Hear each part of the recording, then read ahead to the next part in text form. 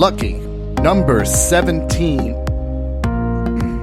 Welcome to the Red Pill Phone Tap. I am joined with the brains behind this operation, Mr. Anthony. How are you doing this fine end of the week, sir? Stupendously. I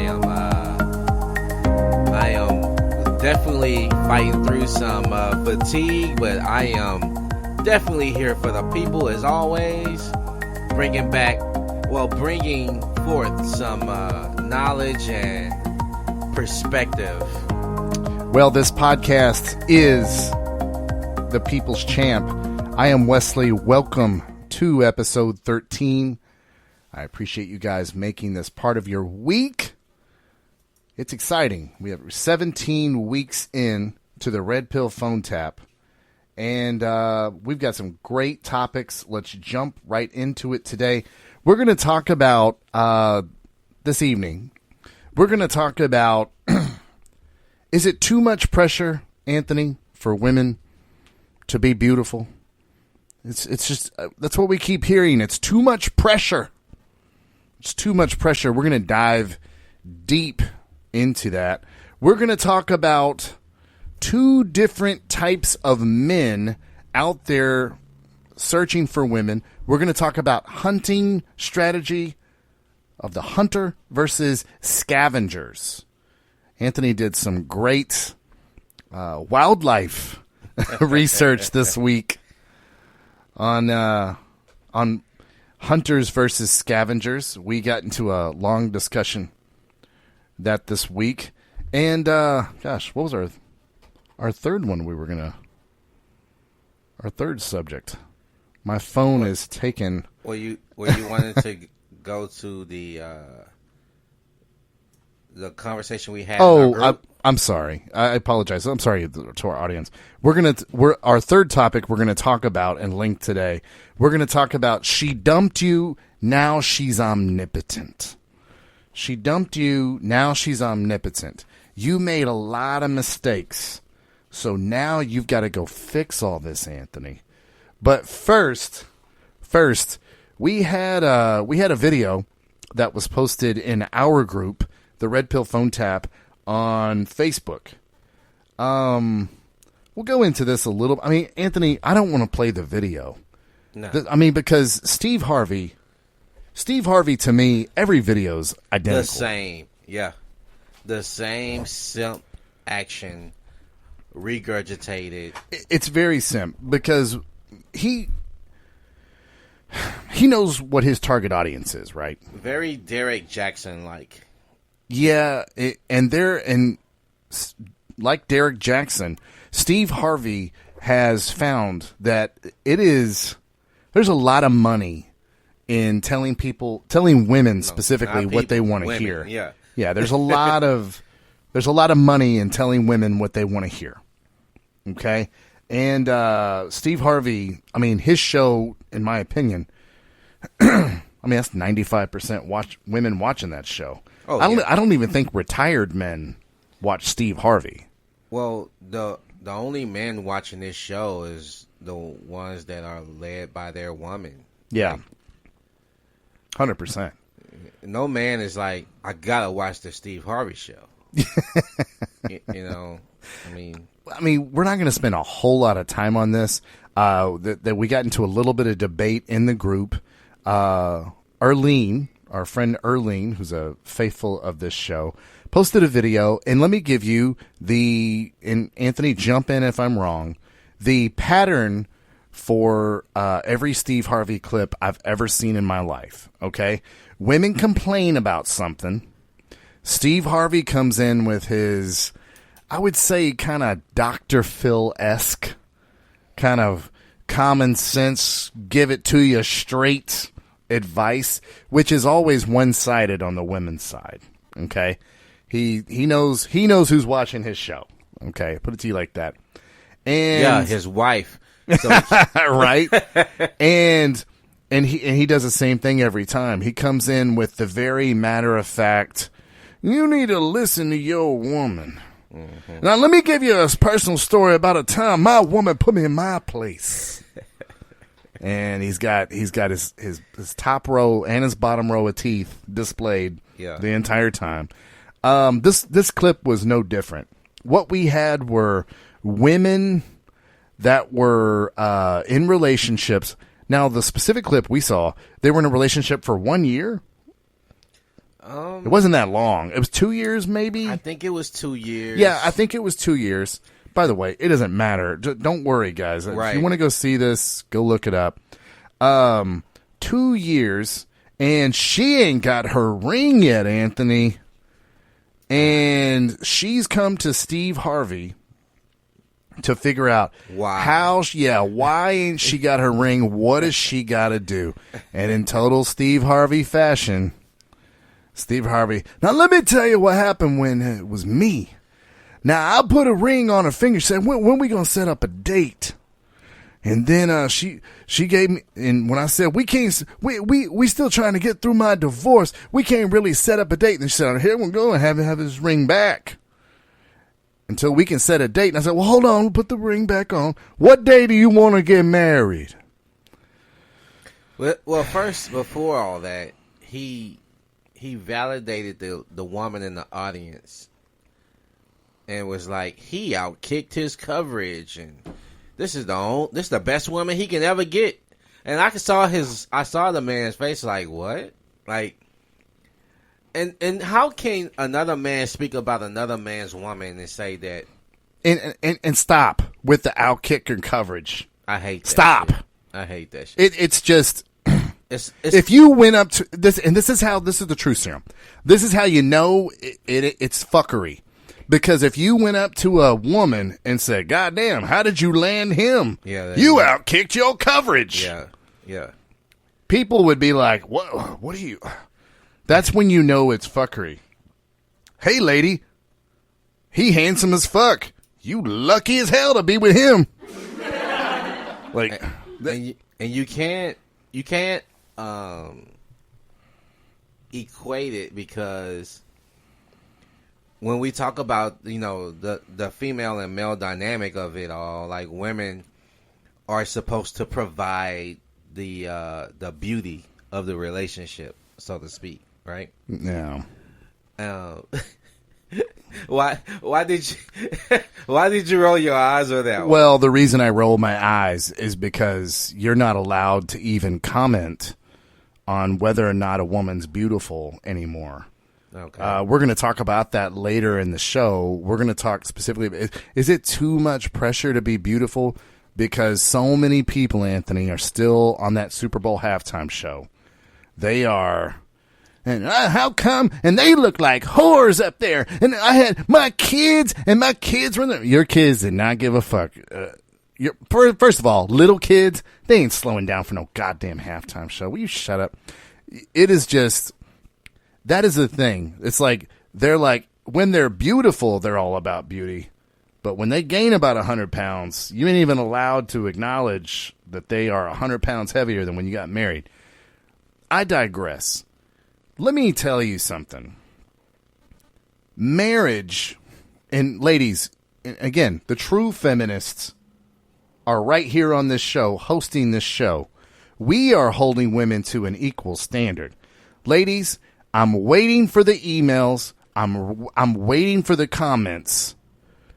I'm waiting for you guys to admit that the divorce laws are one-sided. Oh, yeah. It's a huge risk. Not even close. For men to get into a marriage. Yeah. You risk everything. You literally risk everything. It's a huge risk. And now now in the year 2020, it don't even mean shit. You can just get divorced. Right. You ain't got to go to the priest and be like, "Hey man, can we get a quick annulment?" And the priest is like, "Well, hold on, man. Let me ask the congregation." And no. The stats that I've seen, and it depends on where you source it, Anthony. The stats I've seen, up to 89% of the people that file for divorce are women. The lowest one I've seen is 71%. Right. So It's still majority women. And why is that? Because when They the woman benefit. when they divorce men, advantage women. Yeah, they benefit. So it's easy. So it's actually beneficial to get the divorce than stay in the marriage, because especially if you hit do you feel like we're teaching kindergarten class right now? Yeah. I do too. But I can't believe that we have to break this down. God damn it, Arlene. How many men you know still? I saw this week. Anytime, so it was this lady. She was scantily dressed. She was in some kind of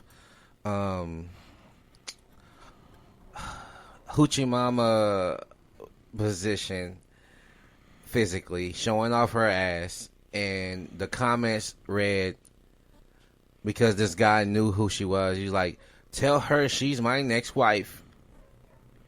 Why? I'm like shaking my head. Wife, bruh? She's your wife now? So it's so quick that, because she has some physical feature, she's wifeable?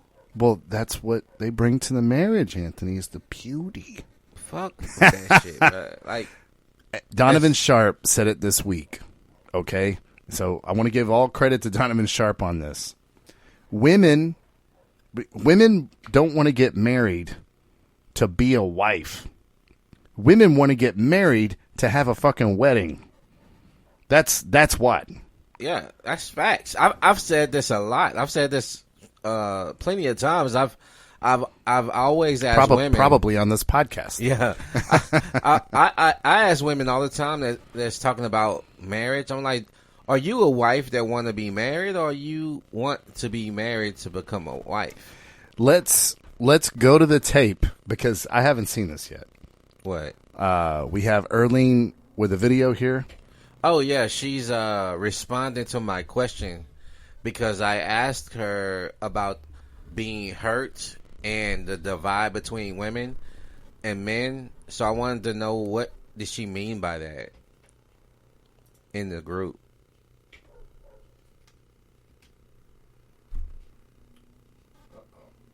You got it cute. What I mean by hurt is, many times when we have these conversations, it's only from the viewpoint of the individual who feels slighted in some way. And everyone has their feeling. They know what they're feeling or whatever it is.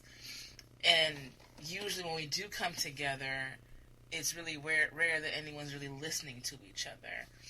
You know, with the video that I posted, just speaking of the Steve Harvey clip of it, he's in the audience, the young man's with a bunch of women, a panel of all women. So, what chance did he stand to express himself and be honest in that situation? So, to me, we can speak about this and have a bunch of men give their viewpoints of saying what they want to say or whatever. Oh, he's weak, this or that. But when you have it with level-headed individuals, and Wesley understands that because he's on a panel with me before, myself and Janae, or even you, Anthony, when you have that conversation with people who are able to relay a level-headed understanding, it's a better conversation you're going to have. You know, if we keep the conversation divided, we're just causing some other rift that doesn't need to be there. Sometimes I fully agree, and as you know, I like to have the moment where men can speak by themselves about how they feel, and then you have women speak by themselves about how they feel, because we think differently, we process differently, and where we're coming from is totally different. So then when you have those separate conversations, at some point in time you have to come together to say, where is it coming from? And I am a firm believer in, a lot of times, hurt people or hurt individuals, what's the root of the hurt? What's really going on? Are you fully understanding, comprehending, processing what's happening? Many of us carry into relationships, even friendships, past hurt, past baggage, and we're reading too much into something. That's all. Okay, you know, I was going into that thinking Earlene was gonna say some fuckery. I agree with a lot of what she said, but I'm gonna tell you, she talks about coming together. Yeah, that's the point I was gonna talk about as well. Earlene, coming together on this topic is never going to happen because women would have to admit that divorce laws are completely one-sided in this country. Now, this wasn't done by, well, yes, it was. I was about to say it wasn't done by design. Yeah, it was. Originally, when we started building this house of laws on marriage, this was in a time where, like, if you got divorced, it was shameful as fuck. You had to move from the city you were in. This was a huge, huge problem. You know? Yeah, because if you got divorced, you did something pretty shitty. So that for that culture to say, "Hey," because people just didn't bounce that easy, right? Yeah. You couldn't just get a divorce. Yeah. There had to be infidelity or, you know, whatever. The other part of how divorce laws are built is men still make the most money. And these laws are set up, and women are going to allow it to happen because it benefits them. But they're really set up for the lawyers to get the most money, okay? Yeah. And the way that they get the most money is if they stack up these laws to take from the guy who has the most money, which in this case is men. So, Earlene, before we can come together on this topic of pressuring men into marriage and all this fuckery, because first, I mean, you've heard me say this 100 times. It doesn't mean anything anymore. You can just get divorced. But before then, women are going to have to actually publicly admit that these laws are one-sided, and this isn't just all about you, boo, where you want to feel secure. And Steve Harvey is using this old technology, Anthony, of why would he buy the milk? No, why would he buy the cow if he get the milk for free? Yeah, Steve, marriage has come a long way since those days, my friend. You know those days where, like, some women didn't even have sex till their fucking wedding night? Man, we live in 2020.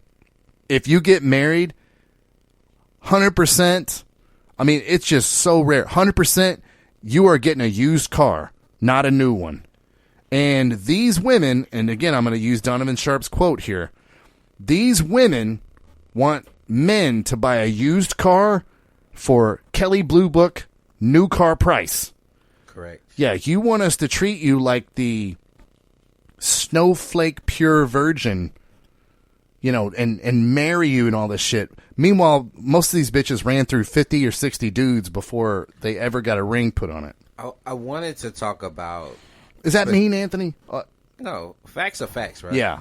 I wanted to talk about what she was saying about having women come from a different perspective than men. No shit. We do. So you're asking men to have an understanding where women come from. So you're basically telling us we need to change who we are and how we think to come together and have an understanding. It's just not going to happen. We just need to understand that we do have differences. And understanding what the differences are or being aware of what they are is fine. But to come together on them, I don't think that's going to benefit either one of us, especially the man, because that woman, typically, I will say this, typically a healthy relationship is a woman having enough confidence in her man that she follows suits with his programming.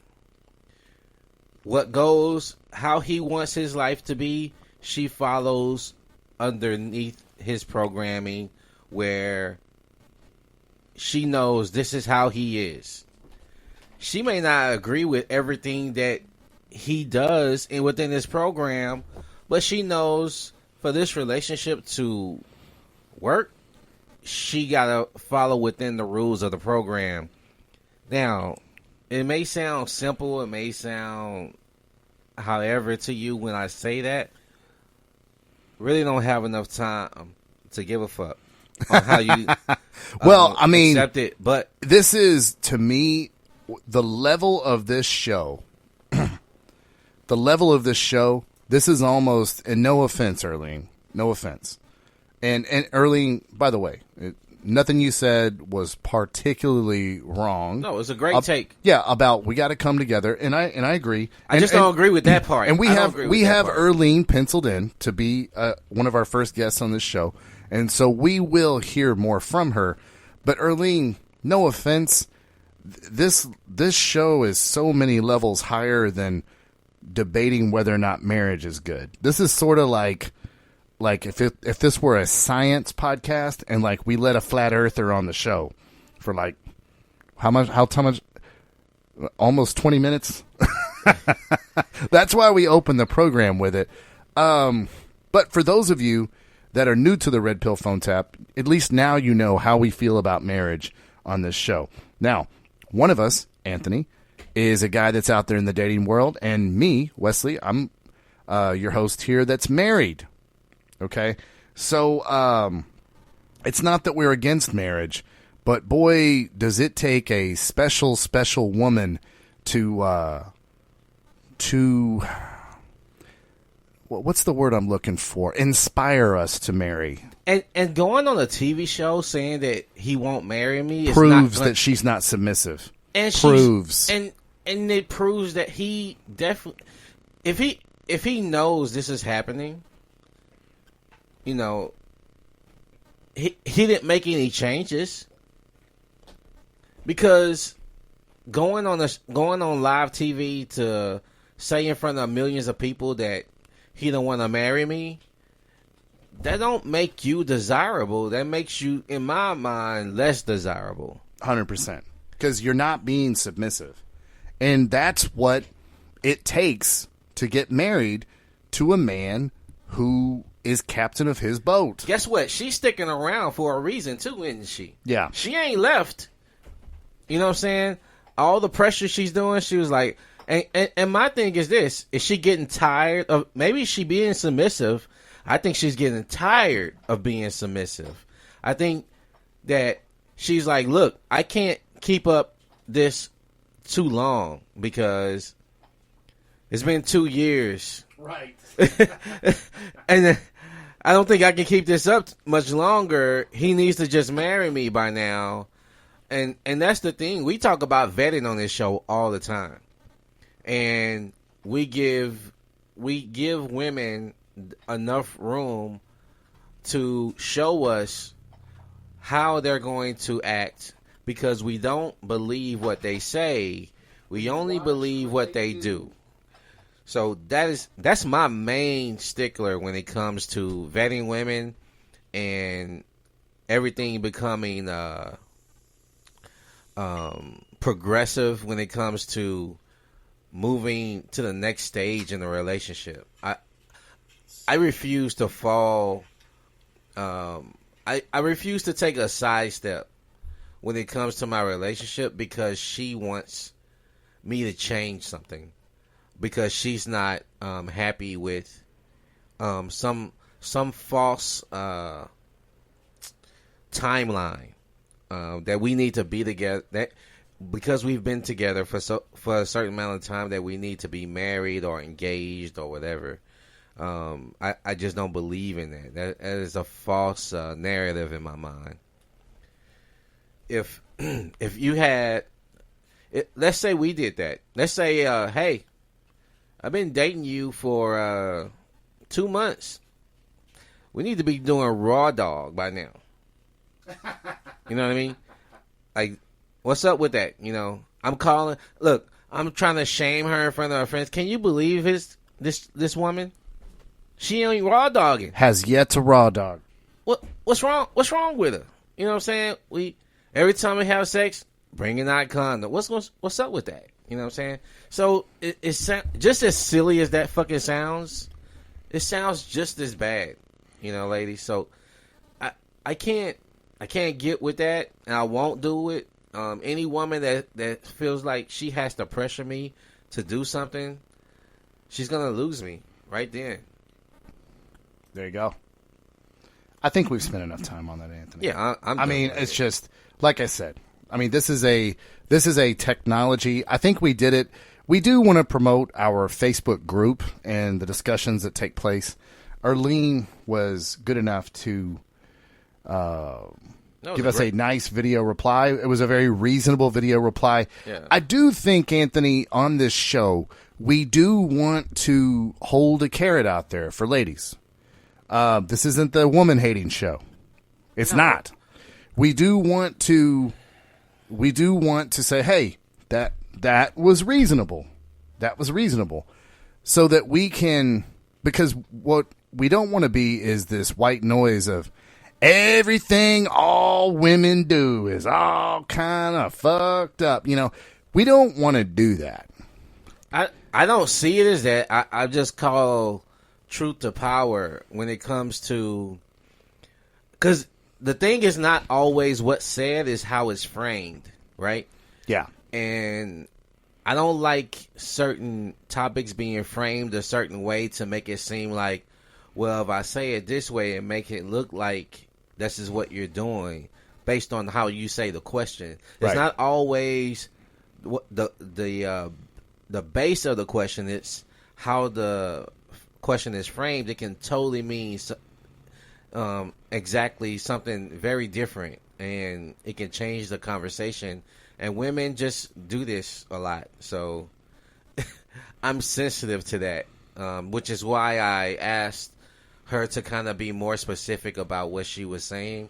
And like I told her, I responded. I don't find a lot that I disagree with what she said, because there are truths to what she said. But again, men and women won't come together because for the exact reason we don't think alike. We don't process things in the same way. I'm not going to become an emotional man just so I can understand a woman better.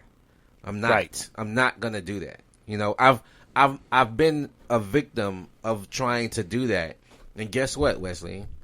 It didn't fucking work. Right. You know what I mean? So I'm not going to change who I am as a man just so you can feel better about some shit because you disagree with me. You guess what, boo? You just disagree with me, right? And we're both gonna move on with our lives and just be successful people, right? We have separate ideas and separate because again, like I'm gonna just tie it back into what we were just discussing. As a man, I have more to lose in a marriage than a woman does. Right. So I'm going to think differently and act differently when it comes to that specific act.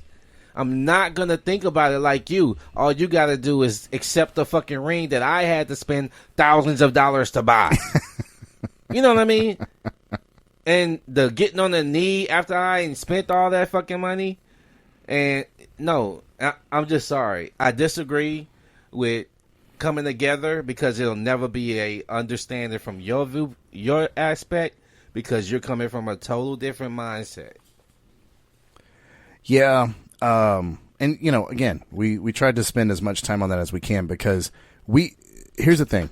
We are no longer in that weird world of once you're married, that's it. The guy's got to stay with the girl and now she can just give herself freely and she can, all this fuckery, you know what I mean?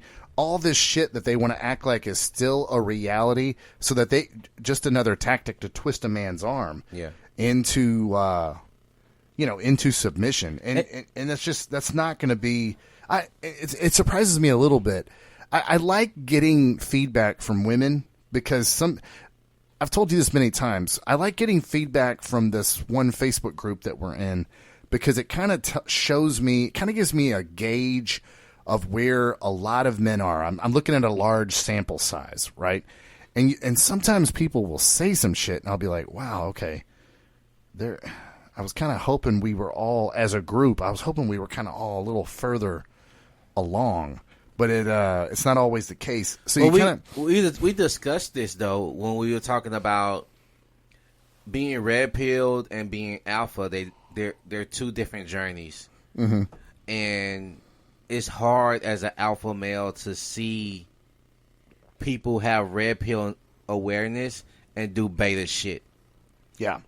And it's like, why the fuck are you doing that? You should have been past that. Like, this is, but sometimes those journeys aren't always simultaneous, right? Yeah. I understood it. I understood that I was beta first without knowing what red pill was. Yeah. So I wanted to change my beta shit before I was red pill aware. So as I started to understand, say, you know what, you're being too weak. You're fucking penalizing women, and it works to a certain point. And guess what? The shit crumbles down very quickly because she's looking for a fucking alpha, and you're doing beta shit. Because she told you to do beta of course. shit. And you're the dumbass that listened to her. Yeah. It's always hilarious to me. Anytime there's someone's on a radio show or watching something on YouTube or listen, or on a daytime show, and women come in and they're like, I'm a woman, so let me tell you what women like. And I always roll my eyes because I have never seen a creature on this planet, pick any mammal, any bird, any reptile. I have never seen a creature on this planet other than human women that are the least aware of what they want. I mean, they are the least aware of what they want. When a woman sits there and talks about, they'll bring on this celebrity or some Instagram model onto a radio program, and they'll ask, hey, what do you look for in a guy? Well, I don't know. I really like nerds, and I don't know. It's like, well, he's gonna be funny, and yeah. So some 350-pound homeless dude that's super fucking funny, no problem. Like they will tell you shit, but then like the last 5 dudes, whatever they describe, the last 5 dudes were not like that at all. I don't listen to what you say. I watch what you do. That's all I do. I don't care about your feelings and all that shit because guess what? That shit gonna change. And especially if you meet an alpha that you're attracted to, guess what you're gonna do? You're gonna follow his program because that's what you're naturally attracted to. So miss me with all the fucking platitudes and the fucking niceties. I don't give a fuck. I watch how you work and how you move. I don't give a fuck what you say because none of that means anything because when it comes down to it, you're going to follow your biological shit. I got a loss of words. Your psychobiological responses.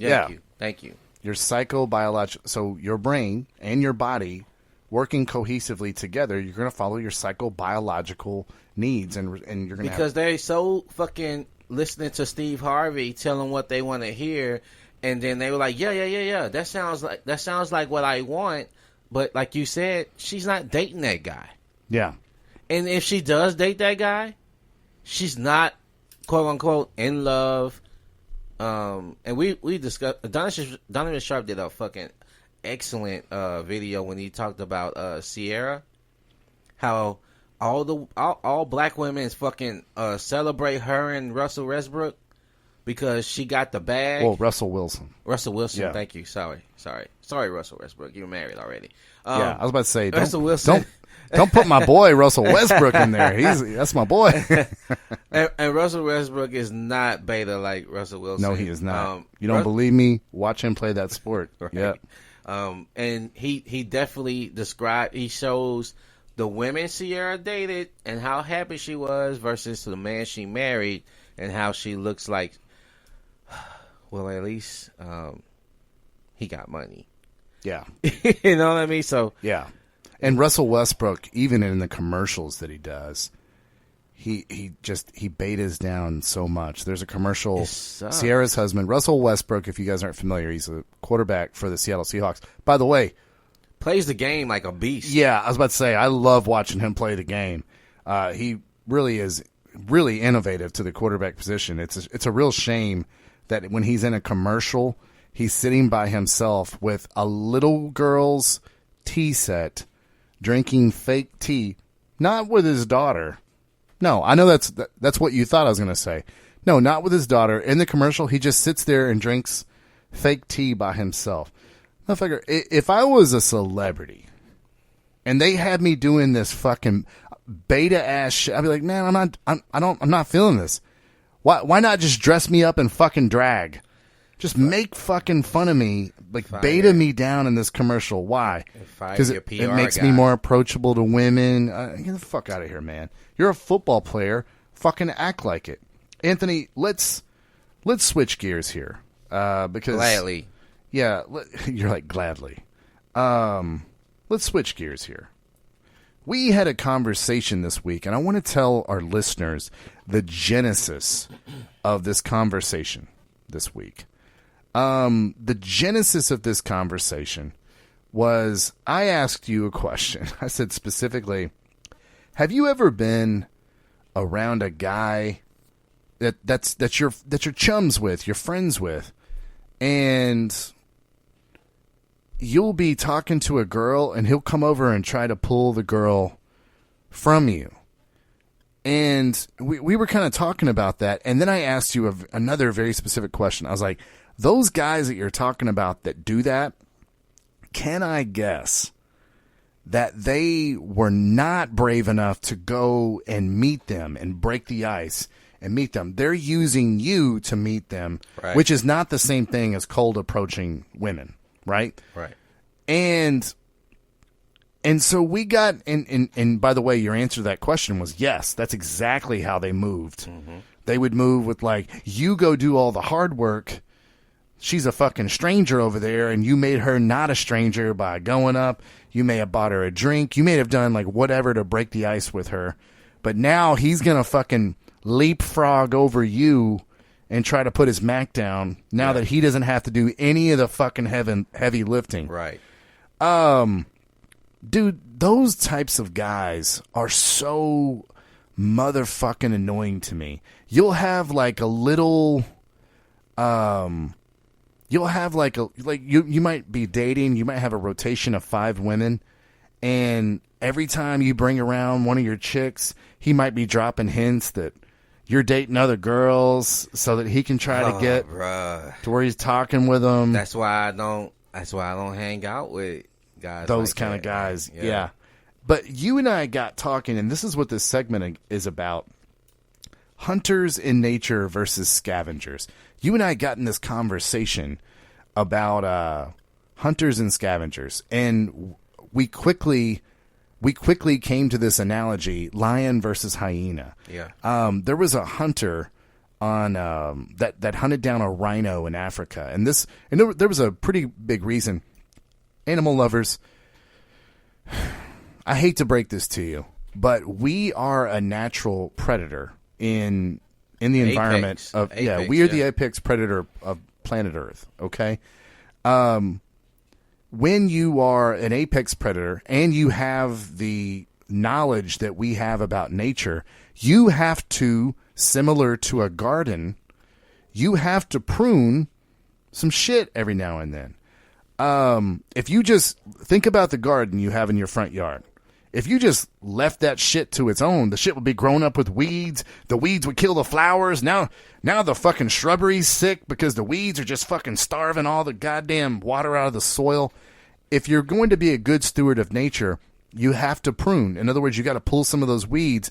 In this case with the rhino, there was an older rhino that would not let the younger rhinos breed with the females, and that was causing, they already have a population problem. They're already endangered.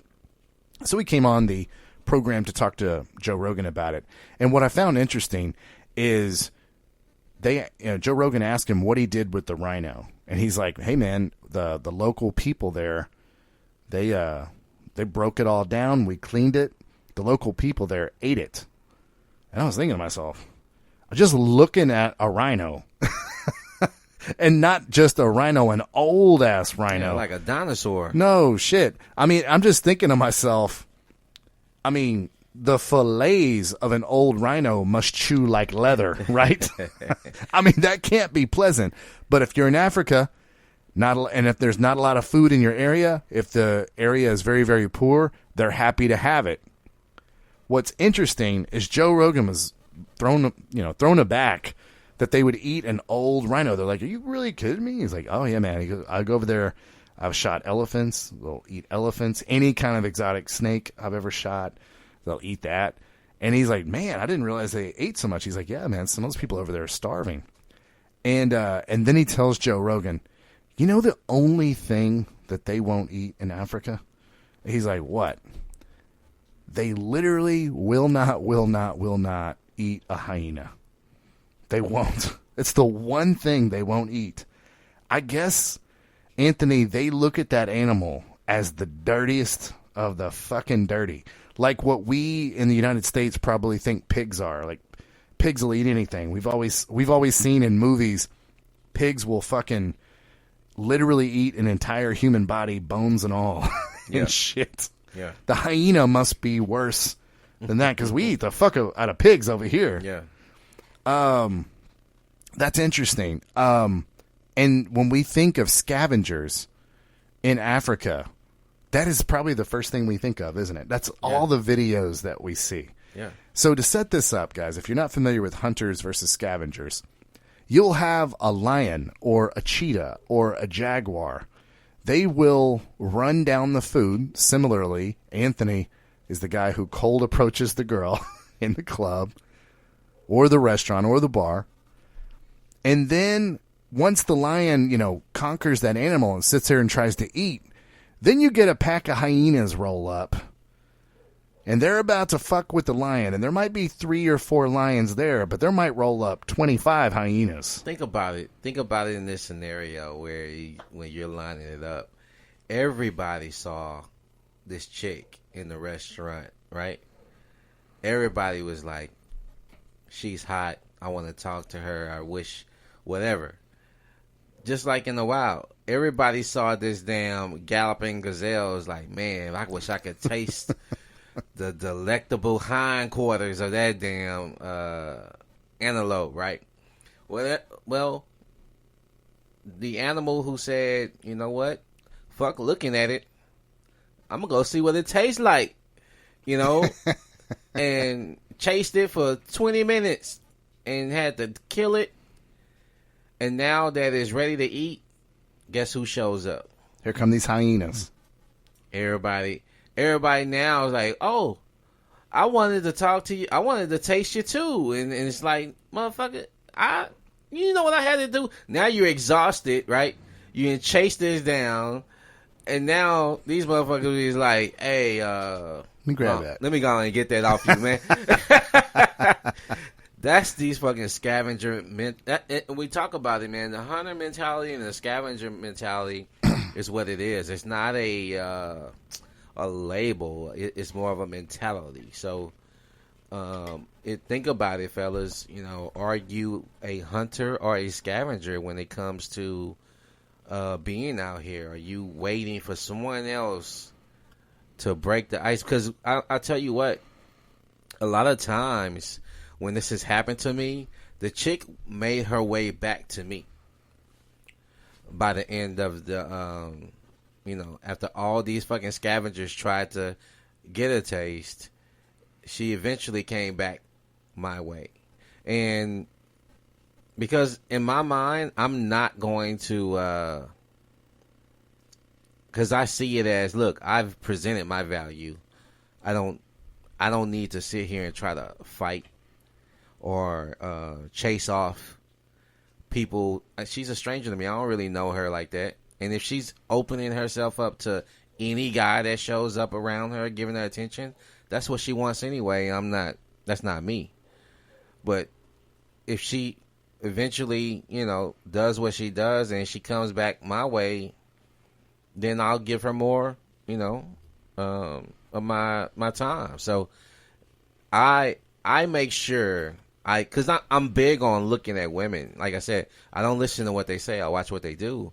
And if she was like being courteous and was like, hey, nice to it. I've had women say, hey, excuse you, we were talking. Like straight up, like, you know, push the guy off. And it's like, well, damn. You know what I'm saying? We ain't together, but she acting like it, right? So it's one of the things that I feel that guys don't have enough guts to do is go get that antelope. You know what I mean? It's fast, it's agile, but do you have, and that's what we talk about reading the book multiple times about applying the skills and becoming the material. That is building up enough ability to hunt. And scavengers have to rely on someone else hunting in order to be able to even get what hunters can get. Me as a mindset, and trust me, guys, I get nervous sometimes with chicks. You know, I'll see how beautiful a woman is, and it's like that see the doubt will go up your head. Am I good enough for this approach, right? Yeah. As soon as you start thinking like that, if you don't get over it and just get in her face, you'll beat your own self at your own game. Like, you'll talk yourself out of it. You'll say, oh, she can't be here alone. Oh, she probably stuck up. Oh, she probably don't like black guys. Oh, she probably want guys who are tall. You know what I'm saying? Like, yeah. You'll come up with all kind of fucking excuses to not approach her. Meanwhile, she's looking at you like, I saw you looking at me. Why you didn't come over here? You know? So, and that happens, guys. I need you guys to be aware. That happens a lot. A lot of times women will notice you looking and then you don't go over. And then that response, you guys can't see it if you're listening. Anthony is just shaking his head. He's like, now you look beta as fuck because you were looking, you didn't approach. Now, I'd like to point out, when it comes to scavenger versus hunting, I think this is where the dating apps comes in. To me, sitting there on your phone, swiping left and right and stuff like that, that's a scavenging mentality. Yeah. You don't risk anything. You're still letting the dating app do all the work for you. Oh, that's and you're so like, good. yeah, okay. And then you're kind of showing up at the dating app. Like, now that you've given all these girls, thanks. Now I don't have to be worried if they're attracted to me because they swiped on. No, fellas. Listen, that is a scavenger.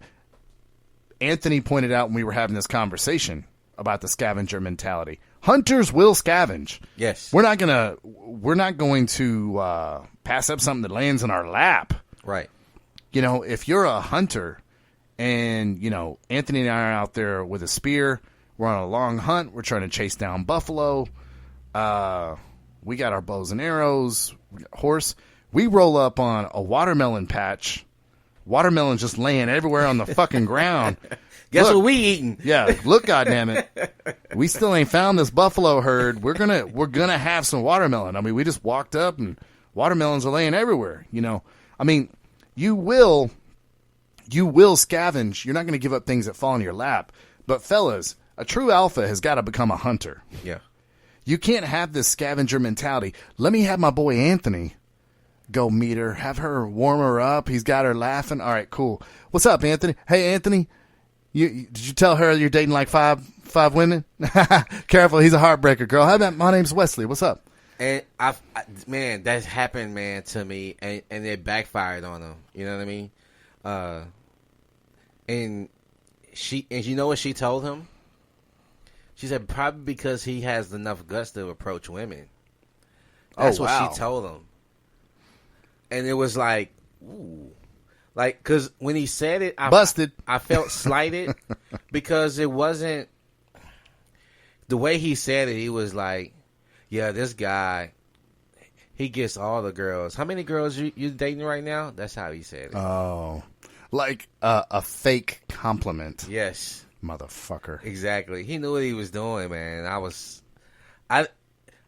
pissed, but I wasn't like showing it. I was just like, this motherfucker. You know? Yeah. Like he's trying to throw salt in the game, but at the same time, I wasn't approaching her as if I was hungry. I got food at home.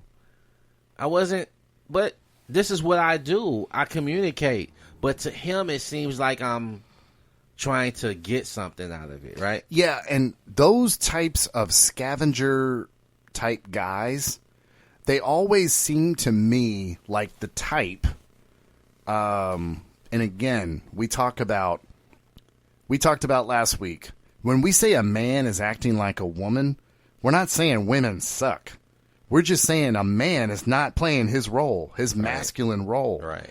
And women, because, they are the physically weaker species, they will default mentally. They will default to, instead of me having to physically conquer something to get it, I hope the person that has the shit that I want just fucking dies. So then there's no one left on the planet except me, and then they had it and they're dead. Now I can just have it. Whatever it was they fucking wanted. That's what that guy tends to think, but he thinks it a little bit differently. That scavenger guy tends to think every time Anthony gets a girl, that's a girl he didn't get.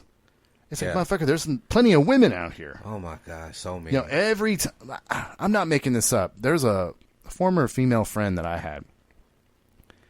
When we found out we were pregnant, my family, same mentality. She found out we were pregnant. Instead of congratulating me, she told a mutual friend, I can't believe he's having a baby before me. So us having a baby is not about us having a baby. It's about us having a baby means she's not having a baby. That's right. That's what it meant. Right. And that's how these guys kind of act. They act like Anthony having 6 women means I'm negative 6 women. Yeah. No, motherfucker, there's plenty of women.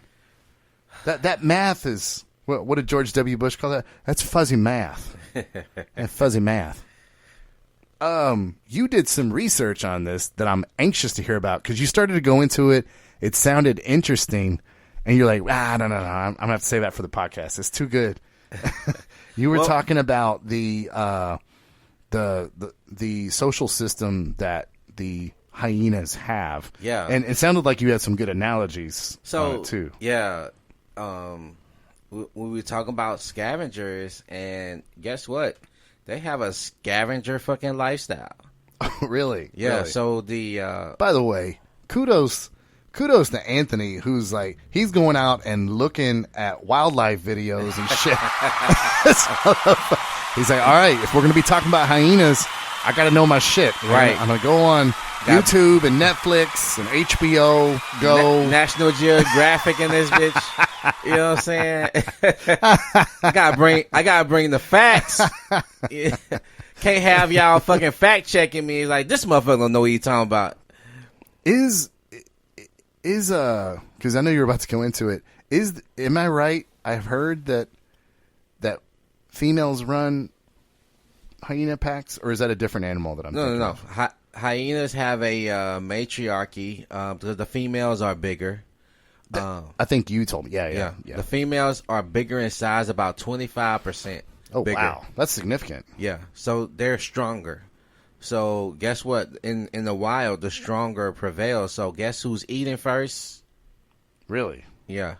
So she had the way it's described is like, I need to eat first because I'm preparing pups.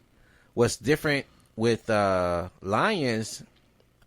The male lion will steal a kill from the female lions because he's bigger and stronger, and he's going to take it from them. What they're going to do, right? Mm-hmm. So, especially if it's his pride, right? You can't do that to a separate pride. They'll team up and fight him, But females are bigger. also there is a hierarchy where typically males in lion prides have to fight off strange other males. In the female hierarchy and with hyenas, the daughter of the alpha female just takes her place of the mother. So she doesn't have to like fight for it? No fighting. Really? Yeah. Yeah, so it's like it's like a entitlement given to them. I've never seen that in any other species. That's odd, Anthony. It's very odd. You're talking about females of a certain species being very, very entitled. And that must just be unique to hyenas. I've never heard of any other mammal operating that way. That's why I didn't want to say anything. I was very intrigued because no other wild mammal is that way. You know, it's all about survival of the fittest. But you're talking about what we deal with beta men. Hyena males are beta men all day. And you have to, because you're coming to this strong woman, quote unquote, if you can't see my air quotes, this strong woman, and you got to, submit to her. And it's very odd to me for a man to feel manly submitting to a woman. I don't care how beautiful she is. Well, I want to ask a specific question about the hyenas. What are the divorce laws like in the hyena packs? I mean, the females are larger. You would think it would be one-sided towards the females. I mean, you would think that they would give more. They would give food to the men. No. They got kids, so they gotta bring that food to the kids. Wow! So in hyenas, the adult males are the scavengers amongst the scavengers. Yes. Wow. You don't want to be a scavenger. Oh man. And that's why as I was researching this, I was like, I couldn't have made this up. You're like, this is almost like it started with. Did this start with we wanted it to be true? Right. No, it didn't. This is like, we couldn't have made this up better than reality. What the hell is happening? Because this is just playing out as if they knew that I was going to be talking about this shit on the Red Pill phone tap. And I was like, okay, so amongst scavengers, the men are the betas, and they have to look to the woman for their survival. That is crazy. Yeah, Steve Harvey would love for this to be the setup. Let me tell you. I think women think they would want this. Some women, because they have this mentality that for some reason they are at a disadvantage. The most happy when I talk to friends that have women that are docile or very agreeable to their man, that she's so fucking happy, like she don't have a fucking care in the world because her man got, quote unquote, got this right. So she's not under stress. But the women that's out here trying to, like this woman that was trying to push that dude to get married, she's trying to force herself into this guy's life. And she's under stress because she doesn't understand why it's not working. And you know what? You haven't done enough for him to allow you to come in. That's the bottom line of it. Yeah, and trying to use this old 1950s, That shit don't exist anymore. He's not going to buy the cow if he's getting the milk for free. That motherfucker. These cows have been used hundreds of times before you even get the opportunity to buy. That bitch, motherfucker. That bitch is leaking milk She got loose. Yeah. She got loose milk. Yeah, that must have been crazy back in the day when you got married. Literally, she had never slept with anybody. As I say that out loud, as I say to myself, wow, that must be crazy. When you got married back in the day, your wife literally never slept with anybody. When I say it out loud, it almost sounds like I'm reading a fairy tale or some shit. Like, Once upon a time. yeah, it's like that's not even a technology that is available in 2020. How many people get married and the woman is a virgin on the wedding day? Did you know that there's These hoes. there's surgeries now to repair your hymen? Yeah, well, no, that's been around for a minute. I mean, that was back before the housing mortgage crisis. They had that surgery. That's crazy. Yeah. Well, it became really big for women in the Middle East. Okay. Yeah, because But are considered. I mean, in certain, not in the entire Middle East, everybody. I'm saying in certain Muslim communities, you are just lower than shit if you're not a virgin. But the thing is, medically, Before you get married, brother. you can have sex and your hymen stay intact. Well, one of the reasons, yeah, and that's true, but one of the reasons, and this gets really dark, one of the main reasons that that surgery had to exist is because women were getting raped. And of course, you don't want to say that you've been raped because now you're not a virgin. It ain't your fault you're not a virgin, but you still wanted. Sucks. That is why that surgery was invented. A lot of molestation in families. Yeah, I was about to say that too. And that surgery wasn't invented because chicks in the Middle East out hoeing. You know what I mean? That's a whole different thing. Yeah, it's very dark. Let's not go down that rabbit hole. Shit, Anthony. Let's move on to our next topic. As interesting as Hunters and Scavengers was, people are still up in arms about the Super Bowl halftime show with Shakira and Jennifer Lopez. I'm still seeing things pop up on social media. This week, for some reason, it finally hit LinkedIn. I'm on LinkedIn a lot for work, and doesn't even seem like something that would hit LinkedIn. But it hit LinkedIn this week. I'm like, wow, people are not tired of talking about this yet. that's crazy, man. Yeah, and this is one of those veins in society. And we talked about the Houston Astros last week. People are just so desperate to hate something. You're not allowed to hate a lot of things anymore. You know what I mean? You're not allowed to hate a lot of things. You're allowed to hate Nazis. That's why people love Nazi movies. Because that's a villain everybody can get behind and hate. There's no Nazi...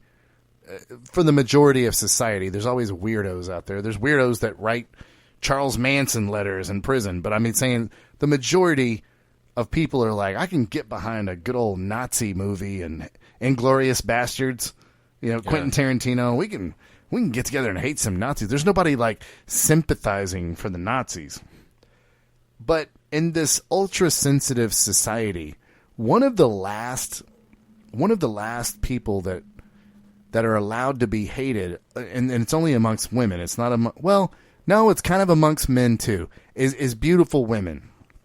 If they get a little too beautiful, Anthony, if they're a little too sexy, it's okay to hate them.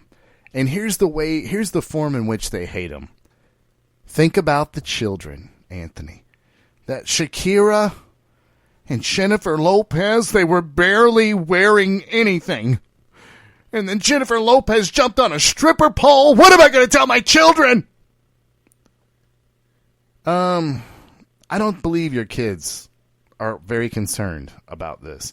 I believe you look at Jennifer Lopez and you look at Shakira and you're like, oh shit, them bitches are beautiful as fuck. So now I'm going to hate them. I'm so sick and tired, and this is what this segment is about, Anthony. But it's too much pressure to be beautiful, Wesley. It's too much pressure. These same people complaining watch the whole fucking halftime show. The fuck? They didn't turn it the fuck off. It was like, oh, I'm offended. Let's watch some more. Let's see how far this goes. Guaranteed. Guaranteed. At their Super Bowl party, they didn't say shit. Hell no. They waited till they got home. They put on their nice comfy robe and pajamas, put on their house slippers, and they got nice and comfortable behind their keyboards of their personal computers, and they went, rah, rah, rah. I absolutely hated that halftime show. Rah. Bitch, you weigh 3 bills, and you're envious of Shakira and Jennifer Lopez. And you don't care about no kids watching that shit. Well, we were at the same Super Bowl party, and all we got was raving reviews from all the women that were there. Yeah, but there was a couple of uncomfortable eyes I saw. Oh, okay. I won't say anything more. It would be too obvious if I said more. Okay. There were a couple of uncomfortable eyes. Yeah. And it was just like, I'm not going to say any, because everyone's enjoying this halftime show so much. I'm not going to say anything. You know, and not even women. Jennifer Lopez was so sexy that halftime show that women couldn't even get on and really get behind and celebrate that she's 50 years old. They were like, all right, sometimes we celebrate 50-year-olds, but you too fucking fine to celebrate as a 50-year-old. You are too fucking fine. Well, that's enough. She's the one that can say 50 is the new 40 and all that shit, right? Yeah. But guess what? She busts her ass to look like that. She doesn't just... There's no way to accidentally look like that at 50. She don't wake up looking like that. She busts her ass to do that. So to be upset about that is just being upset with your own fucking laziness. It is. And if you want to be lazy, that's a decision you can make. Right. I'm not hating on you for it. Be funny, bitch. Shit. You're going to be lazy, be funny? Look at Melissa McCarthy. Yeah. She didn't go in the hot lane. She went in the funny lane. But also, Melissa McCarthy doesn't just get to haul off. And here's a sentiment that I think we all feel, okay? This is what annoys the motherfuck out of me, okay? The sentiment is the women that are complaining are giving out this sentiment of, oh, my God, these girls, all they do, they just wake up and they're beautiful. And I woke up this morning and I wasn't beautiful. Okay, Jennifer Lopez looking like that at 50 years old is not an accident. You looking how you look at 35 years old is also not an accident. Exactly. Yeah. You live in the West, the western part of the earth, where you have so much accessibility to gyms and working out. Look, if you grow up in a poor part of the Middle East, or you're in the poorest parts of Mexico or South America, and there ain't no gyms and shit, go ahead, ladies. Send me your emails because I will listen, okay? You're like, man, I live in just like a third world country, Wes, and there's no gyms. These bitches sitting on the couch in the United States eating bonbons and watching Steve Harvey. How did the women... Remember we were watching 90 Day Fiancé, right? And you remember the lady that he was talking about the cereal, and he was saying cereal that I could tell you don't eat this cereal. Yeah, but she didn't look like she worked out, but she looked like she took care of herself. And there was no gyms back then, right? Right. Women didn't have the mentality to go to the gym, but they will be home and they'll be doing some chair aerobics and shit, mm-hmm. right? So it's about a mentality, even for women. Like, what's your mentality like? And when he asked, and for those of you that are you got to check out 90 Day Fiancé because Anthony and I, we're going to reference it. So if you want to be a big fan of this show, you might as well just go ahead and start watching episodes of it. The new season's amazing. But you the could new season's tell, unbelievable. Yes. And we're going to talk about a little bit of that tonight.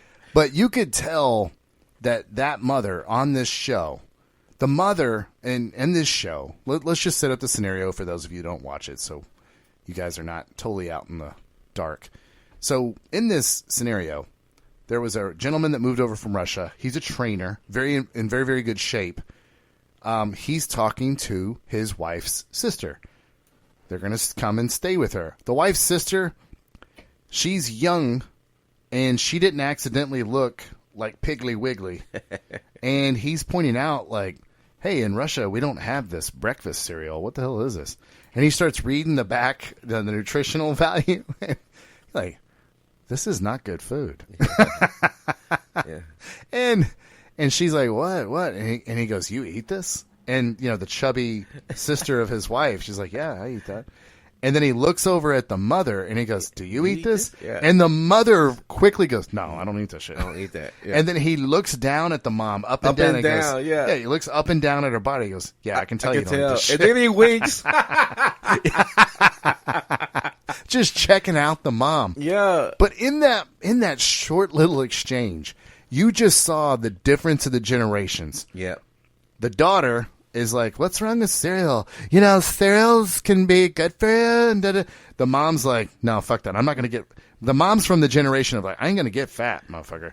I'm going to go home do my Jane Fonda workouts. And I'm not going to fucking eat cereal. And I may not eat lunch or breakfast. Like, yeah. I'm gonna stay looking good. That's a different generation, Anthony. They actually... because this segment is called, is it too much pressure for women to be beautiful? For some reason, that generation dealt with the pressure fine. And they don't go to the grocery store in pajamas and slippers. What is this, Anthony? When I told my wife that I was doing this segment, is it too much pressure for women to be beautiful? Do you know that she said the exact same thing that you said?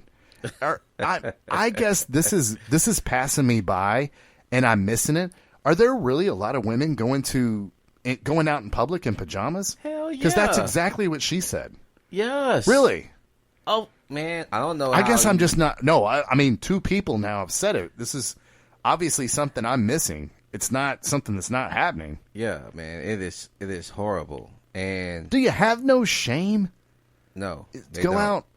Are now? Let me ask you this: are some of these women kind of cute or sometimes? Hot? Really? Sometimes. Yeah. No shame, huh? Just zero. And that, like you was talking about before, me and you had the discussion. Older women, they do their makeup, they do their hair before they go out. They could just be going to the corner store. They got to get dressed in their clothes and do the whole thing. And most of the time, they don't want to meet their friend out and let their friends see them undone. You know what I mean? Because women are more critical of other women, right, than men are. Men will approach a chick with her pajamas on in a damn grocery store. But for her to see, for another woman to see her, she'll probably be devastated, right? But these women, they don't give a shit, man. The standards are so low because the men are so thirsty that they just take any fucking thing that's out here, man. We are moving to a world where women literally have no shame anymore. There's just there's no standards whatsoever. And now they want us to remove the standard that they should be beautiful. No. It's too much pressure. Have you ever seen, Anthony, listen to me. Have you ever seen a Barbie doll? It's an impossible standard to live up to. Motherfucker, let's have this out right now. I've seen Barbie dolls before. I've got a goddaughter. I had cousins. I'm looking at the Barbie doll. Other than those long legs, I don't see anything impossible about that motherfucking Barbie doll. Do you? No. Me neither. Now, the legs are a little bit longer, but I think it's just to make the doll's clothes look cooler and shit. There is nothing. I mean, it's not like the doll has big old double D titties. The ass is flat. That's very attainable. Just don't eat shit. You know, Barbie didn't even go do squats at the gym. What is so... Anthony, please explain it to me like I'm 5 years old. What is so unattainable about looking like a Barbie doll? You can even color your hair like Barbie if you want to. Genetics? I mean, what's unattainable about looking... it just looks like a female human being to me. There's nothing about that. Because let me tell you, if I would have designed a Barbie doll, I would have made this fucking thing unattainable. Yeah. I'd have made some big old triple F titties, and they would have like sat perfectly center on her chest. It would have looked like she had some fucking breast implants and shit. It would have been big old triple F titties. Not when you're five, Wesley. The ass would have been out to here. I can make, if you... Challenge accepted. I will design a fucking unattainable beauty Barbie doll, motherfucker. He's like, I'm gonna make me a Kim Kardashian looking. No shit. I mean, there is nothing I see about a Barbie doll that's unattainable. Blonde hair, you can color your hair blonde. White skin, they make Barbie dolls of all races. I've seen it. It's like a hot tub time machine. I synced it. I think women have... When you talk about beauty, the women that go beyond beauty, like their natural beauty isn't enough. They have to get implants, get poison in their lips. So they gotta get tattoo eyebrows, and it's like going too far. It's like 8 too many tattoos. You know, it's like. It's so many different things that they call beautiful, that it's like, damn, it's too much. Like, you can't just be simply gorgeous, right? It's always over the top. Like, yeah, and here's the thing, especially since you were talking about a lot of that cosmetic surgery. So in CGI, they have this term for when CGI, even though they do the CGI so well, there's this time in CGI where you can tell that it's not real. And the term that they use here is they call this the uncanny valley. Okay? They can make Transformers, because they're made out of metal, they can make Transformers look like real motherfucking Transformers. They have a lot of trouble making animals, though, that have hair. Okay. You know, reptiles that don't have hair and stuff, they can pull that off pretty well, too. But animals that have hair, I don't know if you've seen this preview, Anthony, for literally my favorite book as a child by Jack London, The Call of the Wild. So they're coming out with a movie with Harrison Ford. And I'm watching the preview. Me of all people, because this is my favorite book as a child, I hear that Harrison Ford's in it. I hear it's The Call of the Wild, and I'm like, headed to YouTube. Yeah. Yeah, headed to YouTube. Let's see the preview. The entire movie, the dog is CGI. Oh. You're just looking at this going, dude, I can't take this seriously. This is a CGI dog. It's so clearly a CGI dog. Harrison Ford's probably like, bruh, come on, I put my name on this. What the fuck y'all doing? We couldn't get a real dog in here? Come on, man. There is a movie about the dog sled team that it's the real story. You've probably seen the movie Balto, the animated movie where the dog brings the medicine for the children. Well, Balto only was on the last leg. So the dog that really, and I'll look it up for our listeners so they can know what I'm talking about. But the dog that really did most of it, he didn't, Balto just brought it in like the last leg.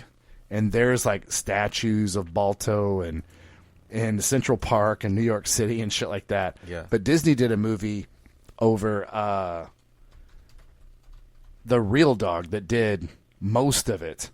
and they use the real dog, Anthony, the entire fucking time.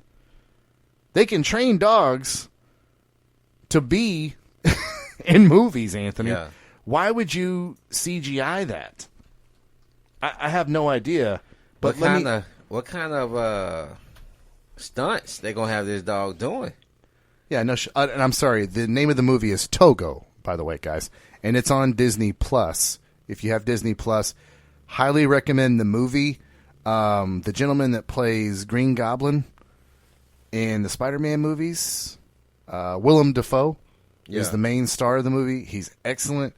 It's a great, great movie. They use real dogs. Now, they do use CGI dogs, but it's from very, very far away. And in my long roundabout way, Anthony, I'm saying all these women that get these surgeries on their face, they look worse than CGI dogs. That's what I'm trying to say. I was wondering where you were going. Where are you going with this, man? Yeah, that's what I'm saying. You look at women's face, and when they have too much work, it's that uncanny valley of, I can't really put my finger on what's not right, but something's not right here. Like, it be fake. You can tell they got square asses. It's not even round. And then they get to these cheekbones, and it's like, really, your cheekbones like that? So there's it's so weird to me that it's like you look like an alien. I don't even know if you're real. Like, I'm just trying to. I try to put myself in their shoes, and I try to go, what would it be like to just have that shit floating around in your face? You know what I'm saying? Like, you just touch your face and you'd be like, what the fuck? There's something under my skin. I would be like wanting to fuck with it all the time. Darcy. Yeah, Darcy from 90 Day Fiancé. We saw her get more work done. Let me tell you, ladies, steer clear of all this plastic surgery. Here's why I have, again, this segment. Is it too much pressure for women to be beautiful? No, because all you got to do is go to the gym. We were talking about this before the podcast on our pre-show. Even if a girl looks really fugly in the face, man, if she goes to the gym and knocks out them squats and has a heart-shaped ass and abs and shit like that, men will proudly bring that chick around. Like, look at my chick, man. But she looks like she got hit with the ugly stick in the face. Yeah, but that body, though. Yeah, my brother used to say, "Hey man, she fine," and I'll be like, "That bitch ugly." Yeah, but she fine.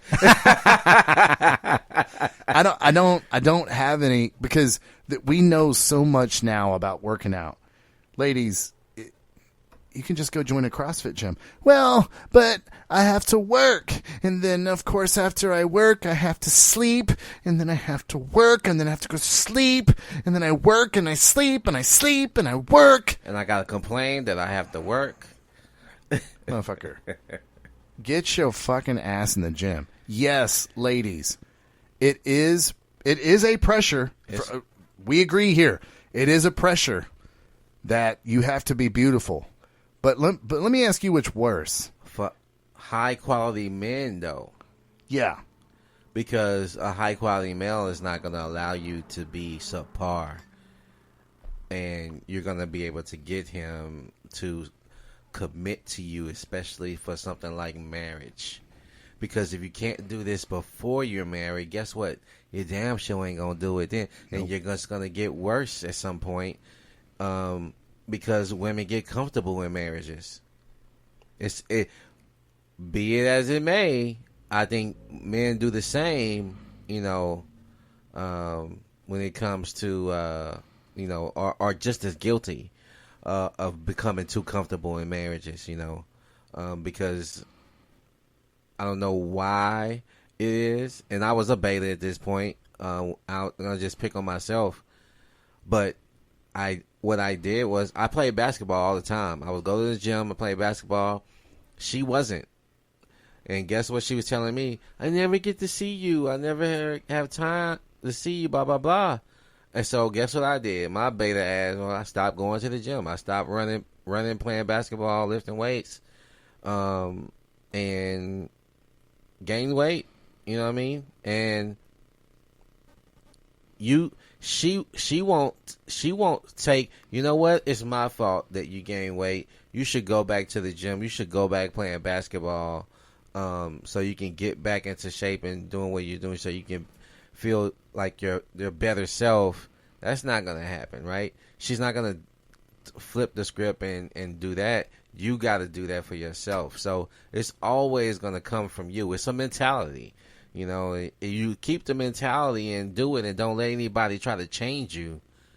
That's the biggest thing for me that I took out of when I was transitioning from being beta to becoming more alpha.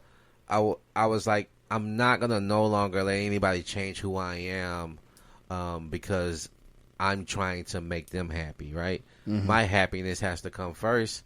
Their happiness have to come from themselves, not by me changing something about me. Yeah, and it seems like to me, the women that are complaining that it's too much pressure to be beautiful, it seems like those are the same women that are doing the least for their looks. But when they're projecting, like she was projecting to me because she gained weight, right? Mm-hmm. And so she sees me still going to the gym. Now she wants to do it, but she's not doing it. So now it's not about me going to the gym. It's about, because guess what? In a marriage, you're supposed to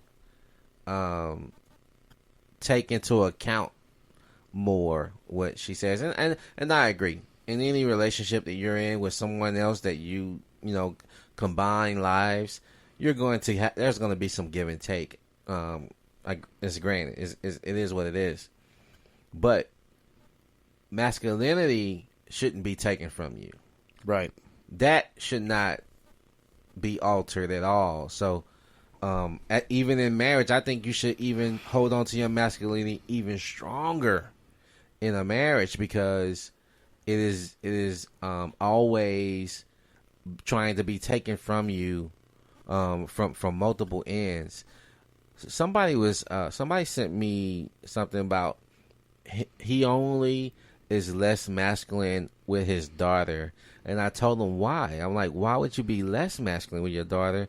Because then she's gonna go get a fucking beta the way you are with her. She's going to look to you as an example. So don't fucking try to. I said, you got too much blue pill residue going on. You got to treat her just as you would any other woman, because just because she's your daughter don't mean that you just fucking flip the script. I said, that don't, and he's like, well, it's my daughter. And I'm like, exactly. She should know more than anyone else coming up. And if she has the same mindset of these other women, how the fuck you think she gonna get an alpha guy? She's not. And if she does, guess who you're gonna be? You're gonna be in your feels, because you're gonna be you still got beta mentality inside you, and it's okay. Listen, I know guys who are red pill aware and are beta still. It is what it is.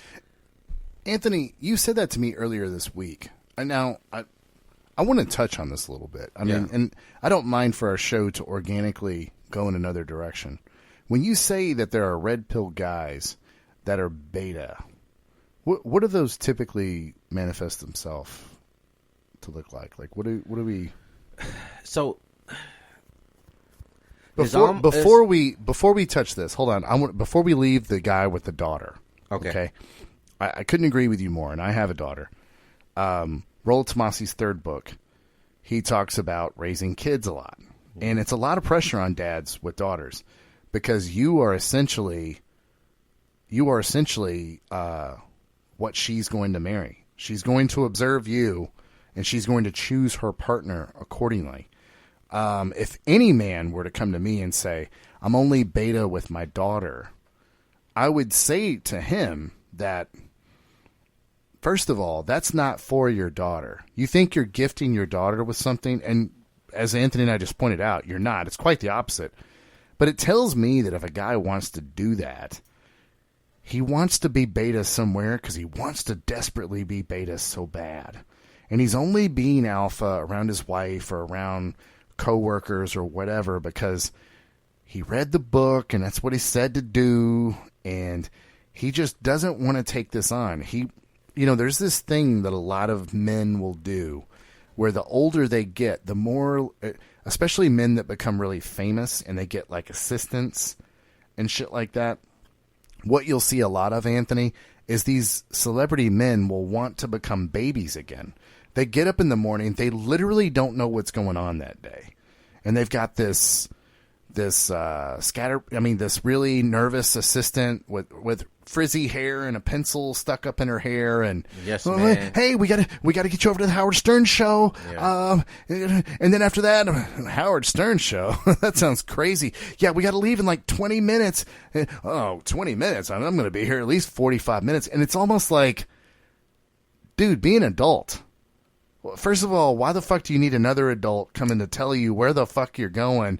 Secondly, you're playing some kind of weird game with the assistant where she's now all frazzled trying to get your fucking infant ass from one place to the other. If you want to be beta with your daughter, it's telling me you want to escape to beta somewhere. I've often wondered, and I haven't forgotten my question, how red pill men you say are beta. I still want to get to that. But I've often wondered about these men that want to be dominated in the bedroom by dominatrix. I'm not here to dog on anybody's kink. Whatever gets you off, guy or girl, I don't care. Yeah. I'll get mine, you get yours, however the fuck you want to get it. But I literally, in the bedroom, I do not want to submit. There's not a bone in my body that wants a girl to like tie me up and whip me or any of that. And again, if that's your thing, I'm not judging you. But to me, that's another way men manifest that whole, I want to be beta somewhere. Guys, this ocean out here is dangerous. The captain can't escape to being beta no matter what part of the boat he's on. He can't sneak over to this one part of the boat where there's only a couple of sailors that are ever over there, and, they're gunner's mate first class Smith over there, and he likes to be beta with gunner's mate first class, and gunner's mate Smith slaps him around a little bit and ties the captain up and disrespects him. The first time that there is a storm at sea or the boat's taking in water, how do you think gunner's mate Smith is going to act towards the captain? You fucking bitch. Yeah, I ain't got to do none of that shit. Yeah, you ain't doing shit. In the same vein, when it comes time for you to take control of your daughter's life and be like, no, this is what you need to do, she's going to listen to beta dad? Nope. Fuck out of here, man.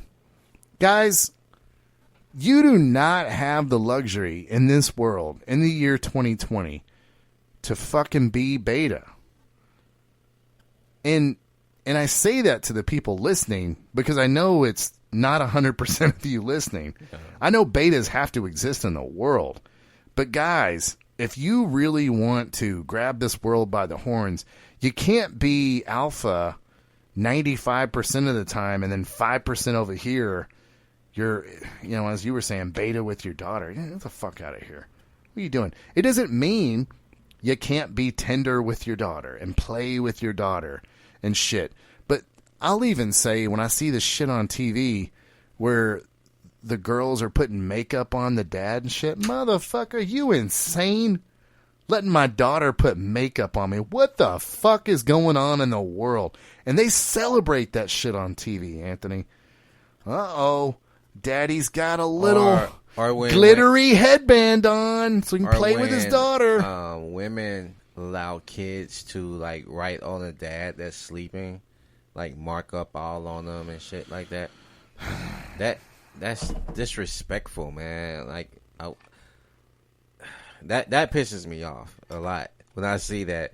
And people are laughing in the videos, and the comments are ha ha ha, and it's like, what the fuck, man? You wouldn't, anybody you respect, you wouldn't do that to. No. Right? And we were talking about, the jungles of Africa earlier. You roll up, like, I was watching a video today with Jordan Peterson talking about how in chimpanzees, the babies will throw rocks at the alpha and sticks. And the reason they're doing it is not because they're little shits. They just kind of want to test, like, how much can I do before they come over here and in this case with chimpanzees, literally beat me with an inch to my life, you know? Because we're not saying that figuratively. Chimpanzees are some of the most violent animals on the fucking planet Earth. Yeah. They're just ruthless. And what's even worse is chimpanzees are really smart. I don't know if you've ever seen, Anthony, when chimpanzees attack humans, they know what's important to you. They typically rip off your penis and your balls first, and then they love biting your fingers off. What? Yes, that's their favorite thing to do. They know that those fingers are really important to you. So they're ruthless, dude. And they also know to disfigure your face. They're smart.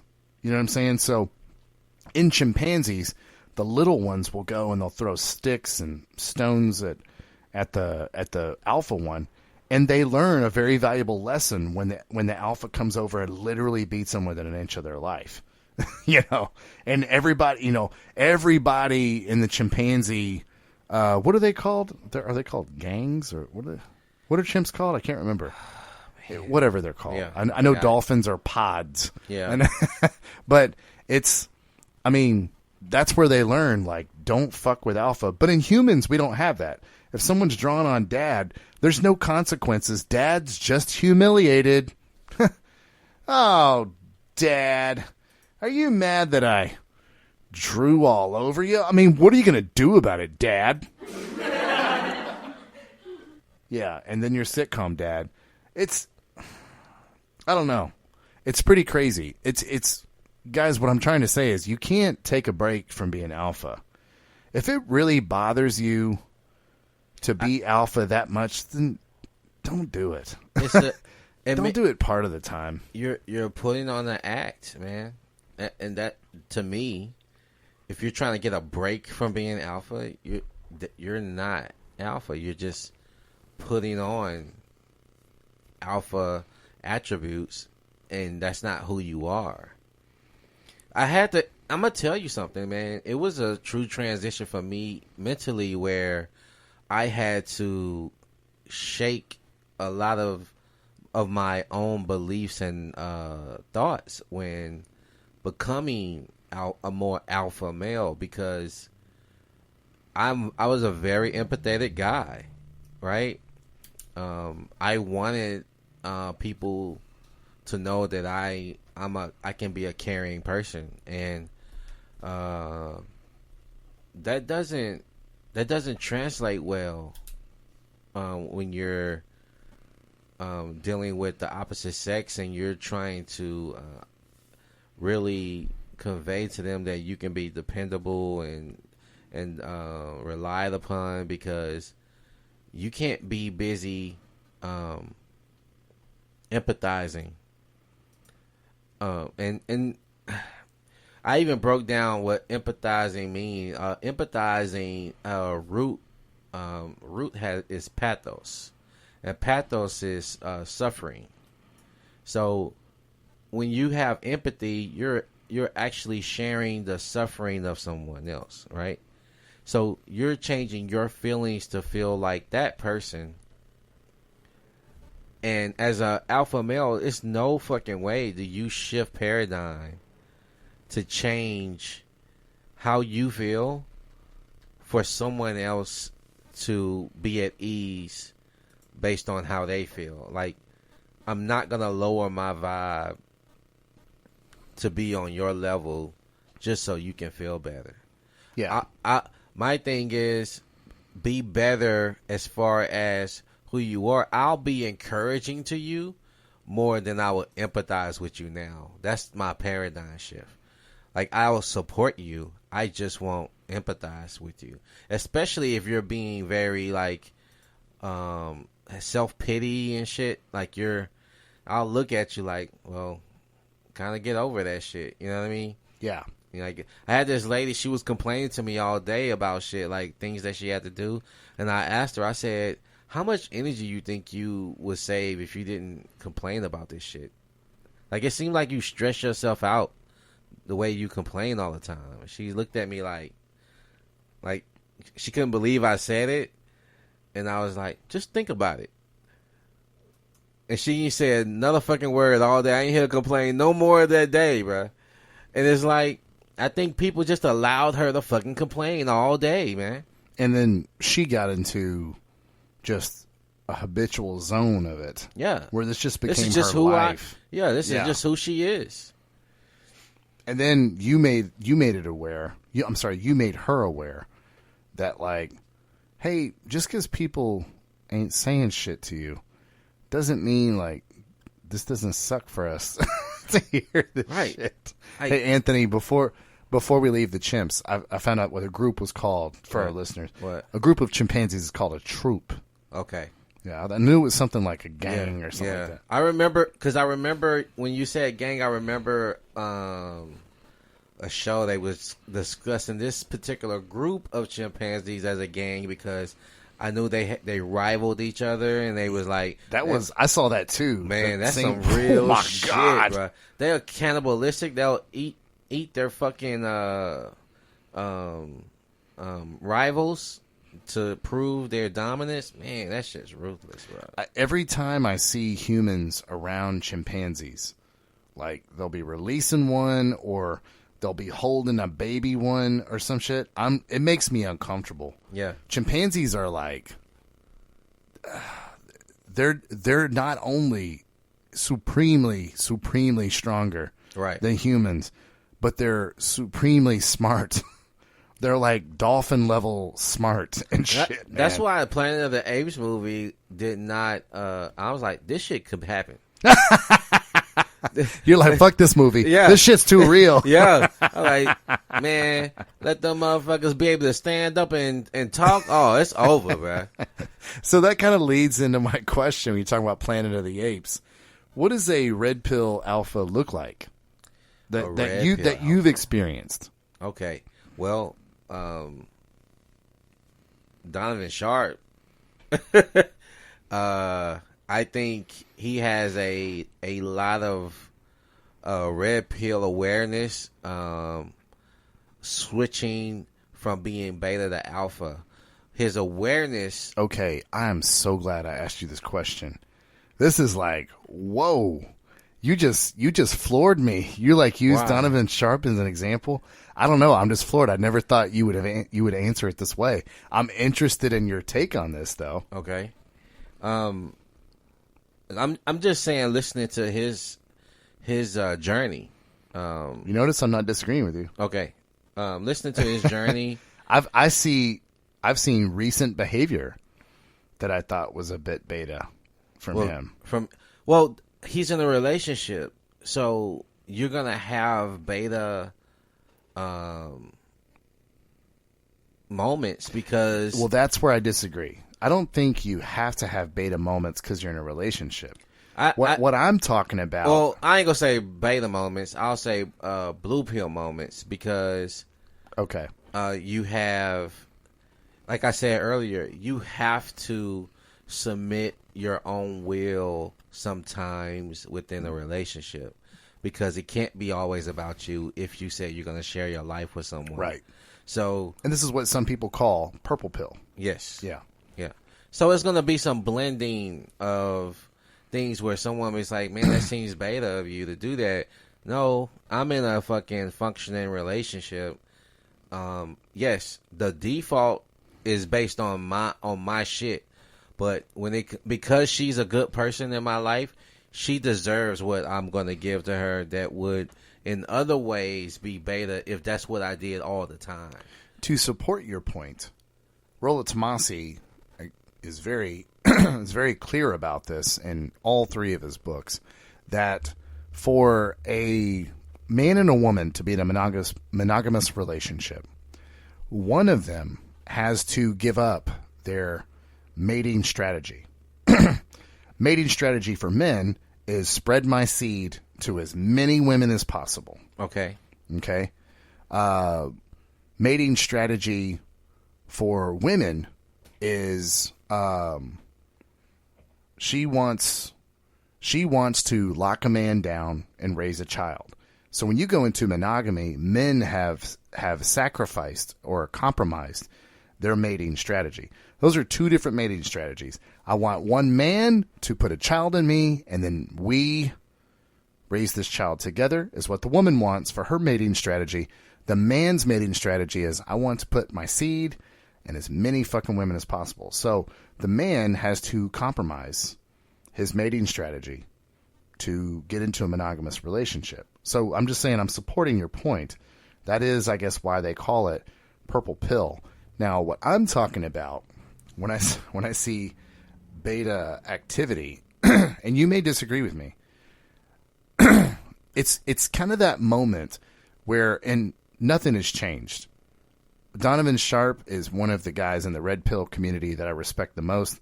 When I came and grabbed you tonight to bring you to Navigation Studios, what was I listening to? I was sitting there watching Donovan Sharp's show. He's an amazing show, which is why it's kind of like a record screech, or there's a glitch in the matrix to me when Donovan Sharp goes on Instagram and kind of gets in these online wars with the guys because somebody tried to holler at his girl Devin. Yeah. And so then he'll like have her bend over and in a G-string, and he'll slap her ass. Yeah. And like, part of me, and Devin's a beautiful girl.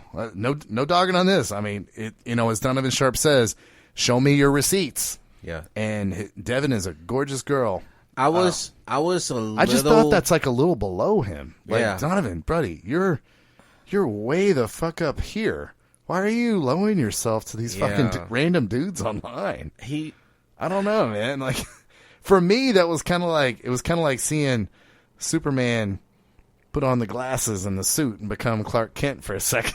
You know what I mean? Like, what are you like, why doing? are you fighting with these dudes online? Because someone tried to holler at Devin. Bruh, you have a hot girl.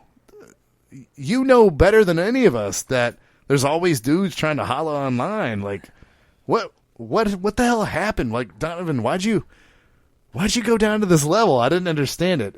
You observed it on Instagram, right? Yeah. I was just like, what the fuck, Donovan? I've done something similar to that, where someone was trying to holler at someone that I was with, and I would grab her and just fucking make out with her right there. You know what I mean? But you're saying not on social media. Oh no, no. Yeah, I don't consider that. Well, I don't consider that beta at all. As a matter of fact, quite the contrary. I consider it alpha. You're like physically dominating someone like in front of the other guy, but some random dudes, and then you put it out on social media for everybody to see. That's your girl, dude. I don't know. Am I pedestalizing Devin a little bit? Like, I just kind of thought, like, that's kind of I mean, but it's kind of cool that Devin is in his pocket and he demonstrates it. But I was like, but you don't have to demonstrate that, man. Like, we believe you that she's in your pocket. I don't know, man.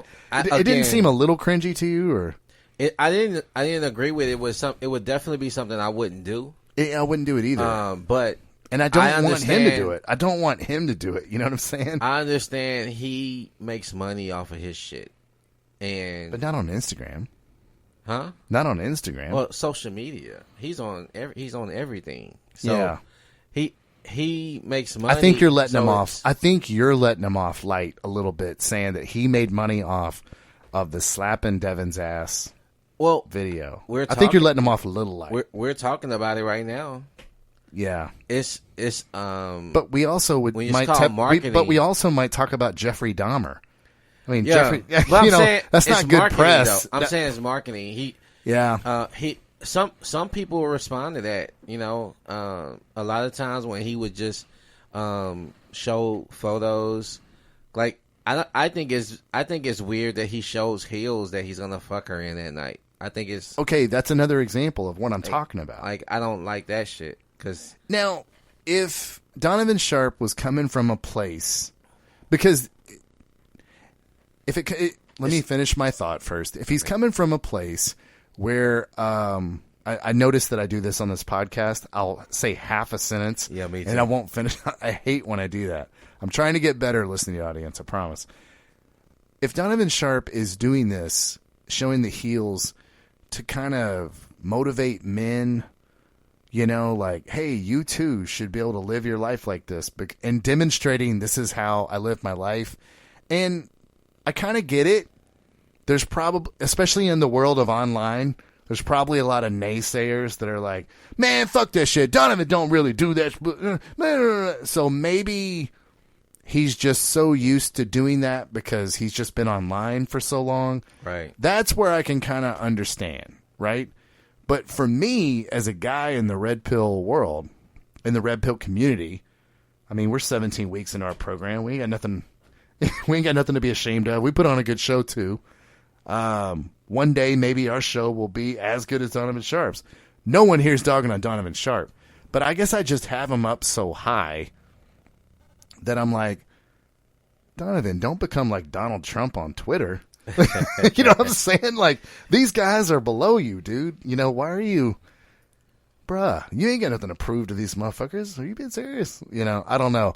That is the only thing I mean by showing a little bit of beta activity, like he's got something to prove. That's what I'm trying to say. Okay. Like, it's a little beta because he's like, it appears to the naked eye, and to my eye, it appears like he's got something to prove to these dumbass motherfuckers that are way less than him. Right. And then, in my mind, and if you're new to seeing him and it's your first impression, it was like, is this the only time he's ever had a chick like this? Right. That we can do this?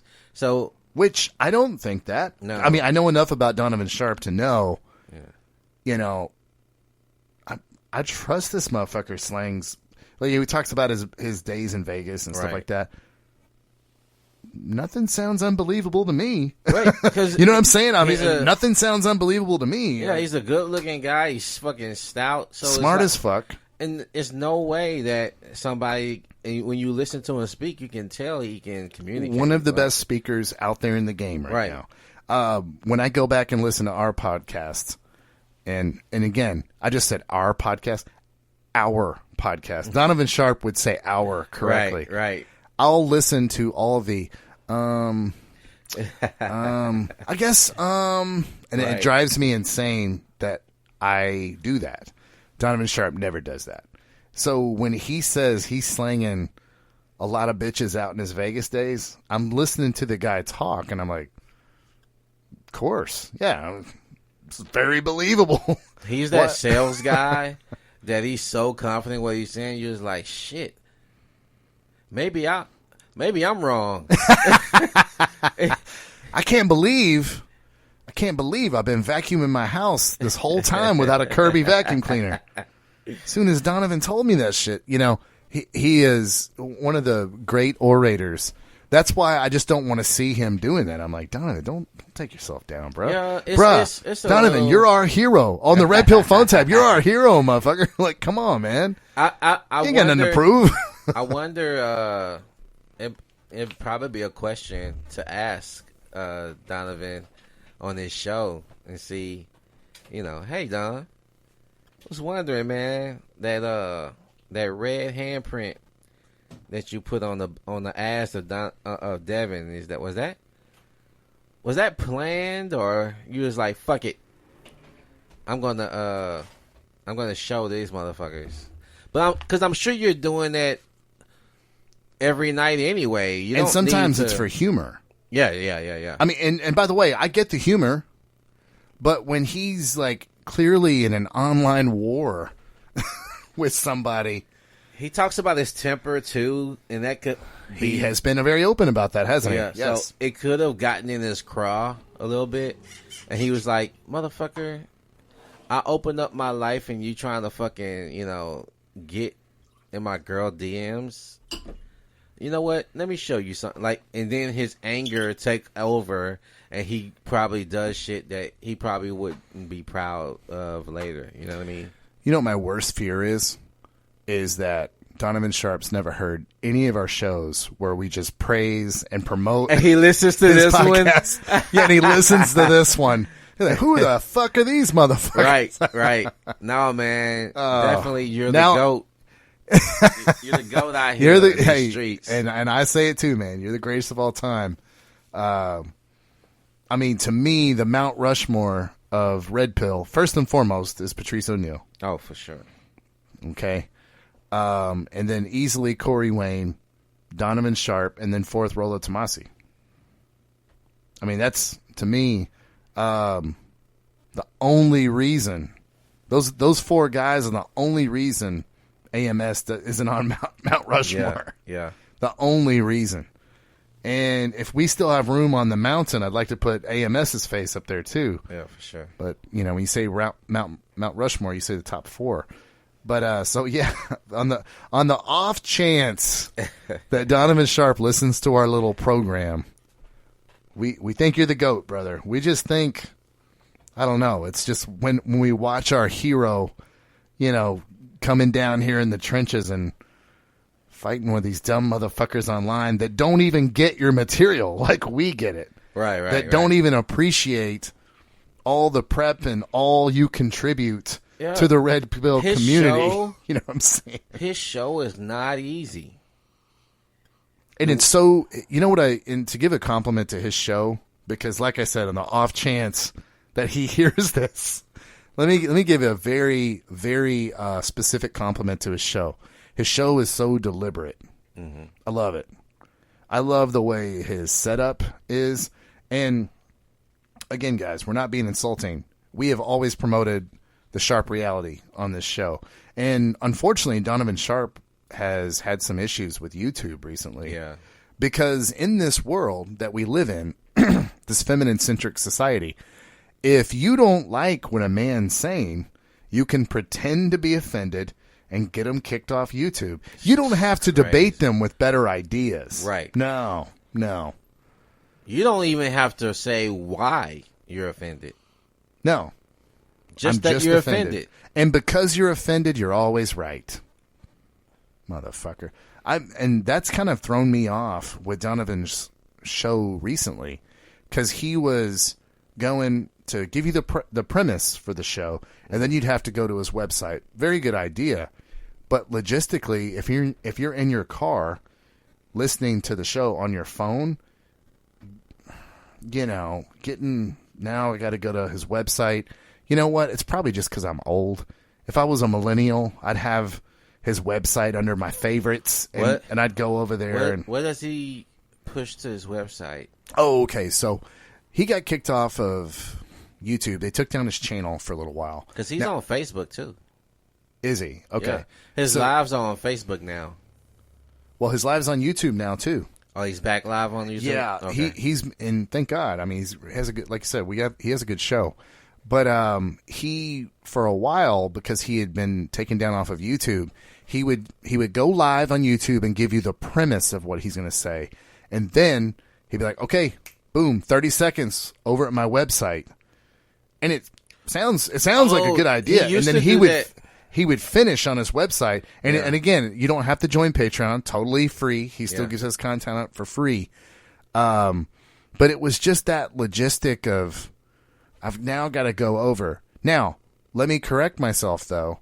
I did find out that he starts it on his website the entire time. I found that out later. Mm-hmm. But then I just didn't go to the habit of going to his website, because YouTube has the unique thing where it gives you notifications. Hey, Donovan Sharp is live. Right. And I'll just be sitting there like, oh, shit, all right. I didn't know he was going fucking live. So that's the only thing his website doesn't have, is the notification, hey, Donovan's on live right now. It's a tricky thing, and it's just really unfortunate that people can't just communicate about, intergender studies and, intergender sociology. And well, that's what Arlene was kind of prefacing in her statement tonight, that, they have different perspectives and viewpoints and angles, and I agree. But what me Anthony is not going to do, I'm not gonna allow your perspective or viewpoint to dictate mine. Mine is as it is alone. It stands alone as what it is, and I'll give you the same. I give you yours, and I don't mind us conflicting in how we see the world.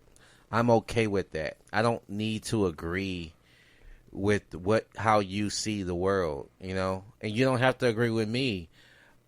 I don't, and I'm not trying to keep a divide. That's not what I want. I can still come together and disagree. I'm okay with that. I think women are just not comfortable being conflicting with men. Well, let's go ahead and switch gears and get into this topic. Okay? Again, this show, we're never going to shy away from, if we organically end up in a conversation, we're never going to shy away from it. Erlene, where we started the show, and she had some comments, and I'm going to disagree with you on this, okay?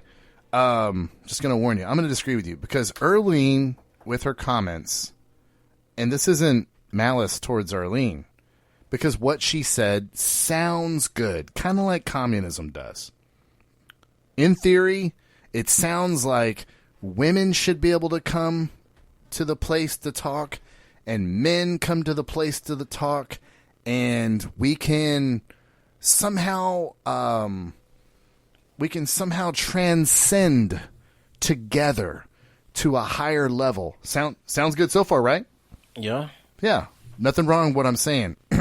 The reality is, when women come to talk, and I've told you this because we're going to have Erlene on the show, okay? The reality is, when women come to talk, shit slows way the fuck down. They don't have real rational thoughts. They don't really think about shit too much. They're saying the same tired shit that Steve Harvey has been saying for the last fucking 10 years.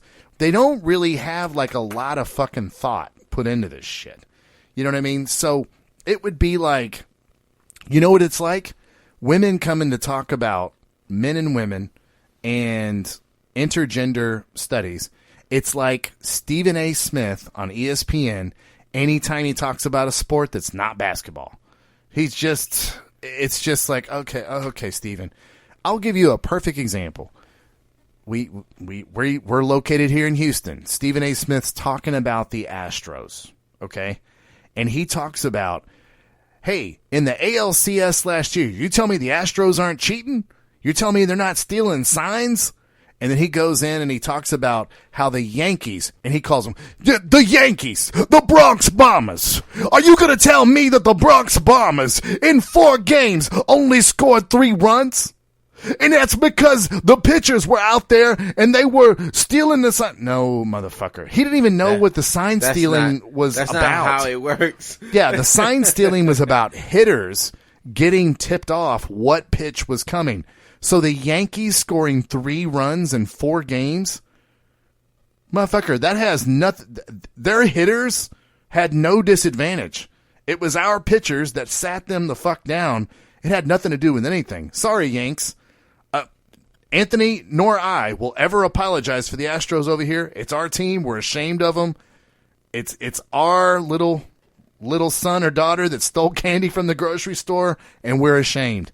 But motherfucker, you are not going to beat the Houston Astros in the ALCS scoring 3 runs in 4 games. Nope. Not going to happen. Sorry. You can't win a game with 0 runs. Sorry, homie. And the sign stealing has nothing to do with it. That's what it sounds like when women come to talk about intergender studies. They'll say some crazy shit, and we have to kind of like sit there and go, yeah, but that don't fucking make any sense. It's literally like letting a flat earther on a science show sometimes.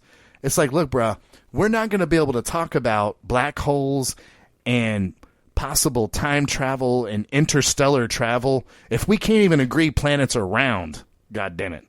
That's what I see, Anthony, when women come to the table to talk. They don't have a lot to contribute. In reality, when it happens, because it sounds good in theory. When Erlene was talking tonight, we couldn't disagree with anything she said. We'll see when she comes on the show if the show doesn't come to like a grinding halt. let me tell you, if anybody could do it, it would be Arlene. We know Arlene. We've talked to Arlene about intellectual shit. Yeah. She's a woman I respect. She's a dear friend. But I'm telling you, you and I can just sit here, bow, bow, bow, bow, bow, bow, and it's just rational ideas going back and forth. And we don't even always agree. Yeah. But we're like, I see where you went with that. Now, I kind of think it's like this, and then we can literally sit here and work out a problem together.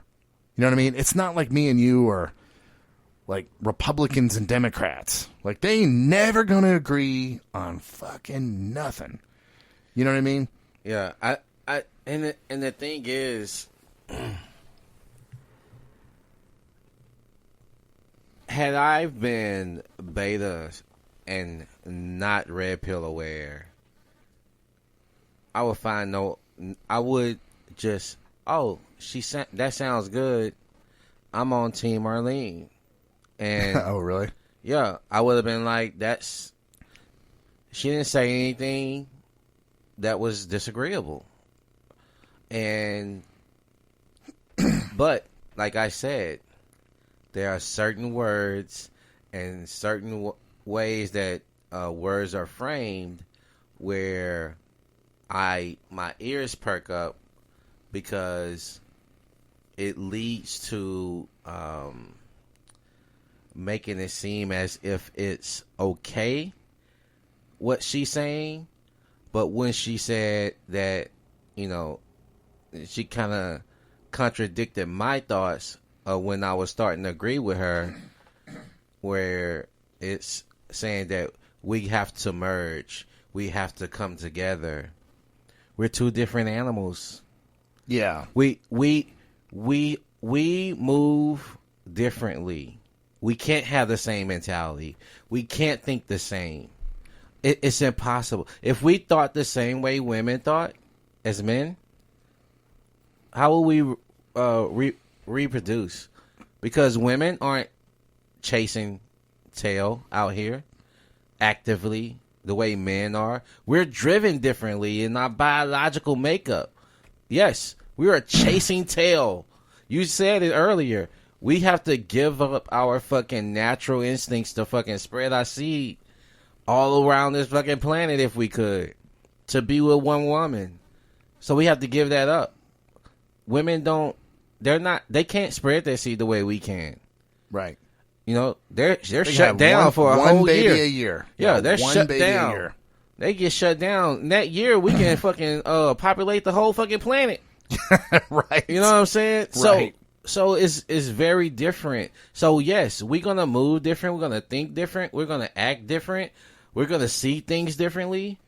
And it's not all just sex. I'm just saying, in our physical body makeup, it requires us to act differently and think differently. So that's what I was disagreeing with you with. Not the aspect of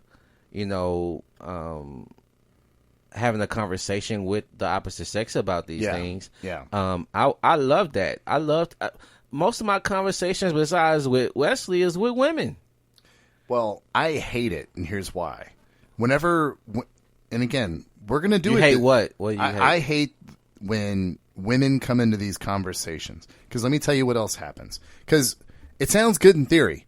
And which conversations? About intergender social studies is what I'm talking about. When we're talking about men and women join the conversation. Here is another thing I observed. Because when Arlene is talking about we got to get women there and we got to get men there and then we got to talk together. When Arlene says it, the assumption, Anthony, is that men and women are the same amount of correct. And they're coming just to share their shit. Women are wrong about a lot of shit. When they talk about us. Yes. Sure. They're wrong about a lot. So it's like this idea that we're coming to the table equal when I know they're coming to the table with a bunch of bullshit. A lot of biases, though. Well, I mean, I call it bullshit. A woman fuckery, like whatever you want to call it. It's like I said, I keep using the flat earther as an example. Like if we were gonna do what Erlene said with, traditional scientists and flat earthers, then we would have the flat earthers and the scientists come together. Now, the scientist will get a block of time to talk about why the world is round, but then equal time would be given to the flat earthers. Motherfucker, flat earthers are not getting equal fucking time, or we're never going to be able to talk about anything, dude. It's like flat earthers don't get equal time because they're coming to the table with a lot of fuckery, man. Well, I agree with you and disagree with you. I'm trying to see where you're coming from. But if a woman is trying to come and tell me how to be a man, I agree with you. If she's giving, or how to date, yeah, I don't. Yeah, that's not. This is what women really want. No, it ain't, man. No, that's what y'all say y'all want. It ain't the fucking reality. That I don't. I don't do. But if you're talking about just them sharing their experiences, then that's different to me. Then I will listen to that. Well, when they share their experiences, it's different to me too. And it's usually different to everybody because they'll share these oddball one-off experiences. I'll use a real time and go ahead and come at me, Erlene. But I'll use a real world example that Erlene, you were on a podcast with Erlene and you guys were talking about men and women and dating, right? And you guys started talking about what does it cost to be single in the dating world. Oh, yeah. Erlene, money, yeah. According to Erlene, because she pays half of all her dates. By the way, Erlene, I love you. I don't believe you. I don't believe you haven't gone on dates that you didn't pay. I don't believe you. Because in the Western world, men pay for dates. But you guys couldn't even arrive at men pay for dates because Erlene was giving, to your point, Anthony, Erlene was giving her experiences. And when she dates, she pays half. She goes Dutch. Erlene, this is my experience with women. We can go out anytime, Erlene. That's my experience. Women will share their experience, but it's so fucking different than what's going on in the real world. The real world, men pay for fucking dates. Yeah. You see what I'm saying? Yeah. Flat earthers can't get equal time when it comes to intergender social studies, Anthony. Now, let me tell you the other thing that I observe when men and women come together. And again, I'm going to use the flat earthers versus traditional scientists example.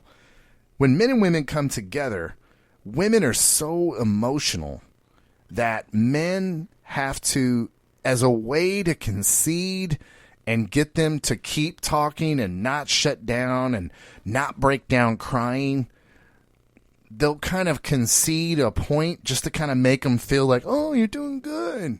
It'd be like the scientists are like, that is a good point. Technically, satellites could, I guess, if the Earth were flat, satellites could just orbit on top of the flat Earth. That's a good point. However, I'd like to point out, and it's like, dude, no, it's not. That's not how satellites would fucking work. But men will communicate like this, Anthony, with women like, well, I see where you're coming from, that women want to be married and they don't necessarily have an advantage where they can get all the men's belongings 100% of the time. But, you get into this weird shit where you concede points just so they don't get mad. You see what I'm saying? Well, we've talked about outliers on this show a lot. Well, not a lot. Well, we've discussed it before. We just need to say what it is. It's an outlier. It's not the rule. And when we're talking generalities, it's because general means the majority of. Yeah. And we're not talking about 51%. We're talking about high 90% percentile. We've talked about that on this podcast. So before. it's not about these one-offs, these outliers. That's what people like to run off with and say, well, this exists, so what you're saying can't be true because of these. And it's like, come on, man, let's not let's not play this game because we can play this game forever. Yeah. You know, so. Or they'll say, so you're saying all women. No, man. We're saying most women. But I don't feel like I should have to create some kind of weird language to appease you. Everyone knows when I'm saying women, I'm not saying 100% of every single female species on the planet. And it's just, that's the kind of shit that I'm talking about, Anthony. When women come to the table, they pull that kind of fuckery and they slow down the exchange of ideas. Instead of, yes, I agree with you on that. Because we got to fix all of our language. Wait, so you're calling... That's Patrice the women O'Neill argument tree. We go back to the woman's argument tree, and you can pull that shit out and be like, not all women. And it's like, not all women are like that. And it's like, yeah, no shit, we know that. We know that exists. Why are we even wasting time with, we know it's not all women. Let's talk about the fucking most of women that do this, though. Because guess what? We're dating them. You're not. We're the one that has to fucking deal with it. So now we're trying to figure out how can we better protect ourselves and make better decisions, or even change the paradigm to where these fucking women won't try to fucking manipulate and take us for all we got, and we can't live. We can't damn near fucking live to survive the next day. Like legal system's not going to save us. Legal system's not going to save us. Dudes that get a divorce. Think about the shit where you talk about even your credit takes a hit. When people talk about the commercials, when they say, "Have you been bankrupt? Going through a divorce?" It's like, goddamn, they know that it's hard after you get a fucking divorce. They're even going to you say, "Look, man, you've been divorced. We know it's fucking hard out here." We'll even give you a car, motherfucker. The motherfuckers that's gotten divorced, we'll give you a car. So, yes, that shit exists. You can't fucking just say because you know of some good people who haven't, or who got divorced and they didn't get taken for all their shit. Yes, it happens, but that's not the fucking majority. Otherwise, it wouldn't be a whole bunch of fucking divorced guys out here trying to figure out how to prevent that shit from happening again. That's why the red pill and MGTOW movements have fucking taken over on social media, where guys are just like, I need a way to prevent this shit from happening to me again. It's not because women are looking out for men's best interest. It's not because of that. Right. So let's not fucking like mince our words here and act like we're on the same level when it comes to relationships and who's hurt the most in all this. I don't give a fuck who's hurt the most. I'm talking about specifically about men and how can we prevent it and how can we deal with it, because guess what? The relationship then began fucked up, right? It was all fucking, peaches and cream and cherry blossoms and shit. Something happened along the way. Either it happened in the beginning and she just didn't, foresee it to be what it was because she's always dated betas, right? So this is just par for the course. You're just a different personality and a different face. Maybe it'll work out this time. Hopeless romantically, right?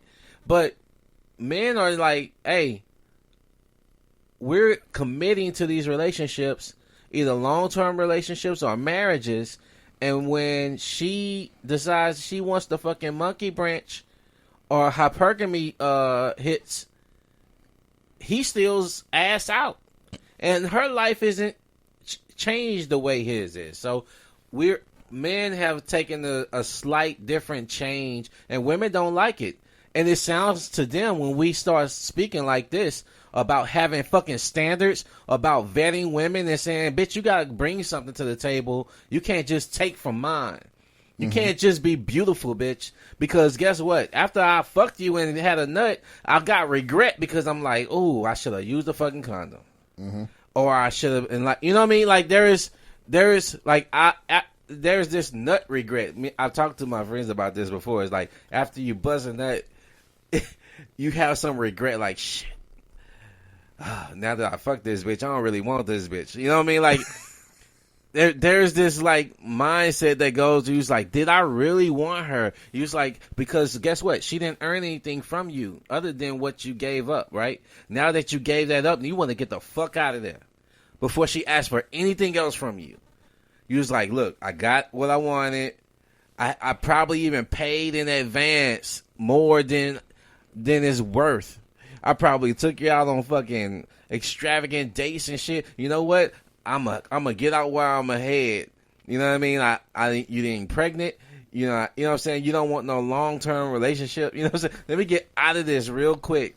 And I think men now can't. I think women are more sophisticated to where men can't actually do that. So, not often. And the world is more sophisticated. Of course, yeah. So, nowhere to hide from child support now. You can't just move to Alaska. Not at all. It is. I'll use a George Bush term, Jr. term. It takes strategery out here in these streets, man. Because Anthony, you said a term earlier. Now we've got another segment to go, and we've got our friend Bob is come back. Okay. And he needs your help. But I want to bring back up something you just said. You're like, you can't act like there's equal footing here, is what you said earlier. Yeah. This isn't equal. To close this out with a final thought, that's what I'm talking about when women come to the table. You and I sit around and listen to audiobooks and watch videos. We put a lot of time into the thoughts that we're putting out on this program. And that's not equal to a woman that just sits around and feels like something is a certain way. That's all I'm saying. All I'm saying is we put a lot of thought into how we're coming to the table, and they feel like over on their side, the women that I typically listen to, they feel like they get equal time and equal footing when they have not put in the preparation of their ideas that you and I have. That's all I'm saying. Well, our ideas are different, though. So I know they're not going to, they're going to collide. And when women think that we're going to be able to merge our ideas together and come up with some solution that's going to be mutually beneficial to both sides, guess what, ladies? It don't work that work that way. I can think of one where it would work that way real easy. What way? Marriage. So for who? So ladies, you're mad that women are, because marriage has gone down. We've talked about it on this program a lot. Yeah. Ladies, you're mad that men are terrified of marrying you.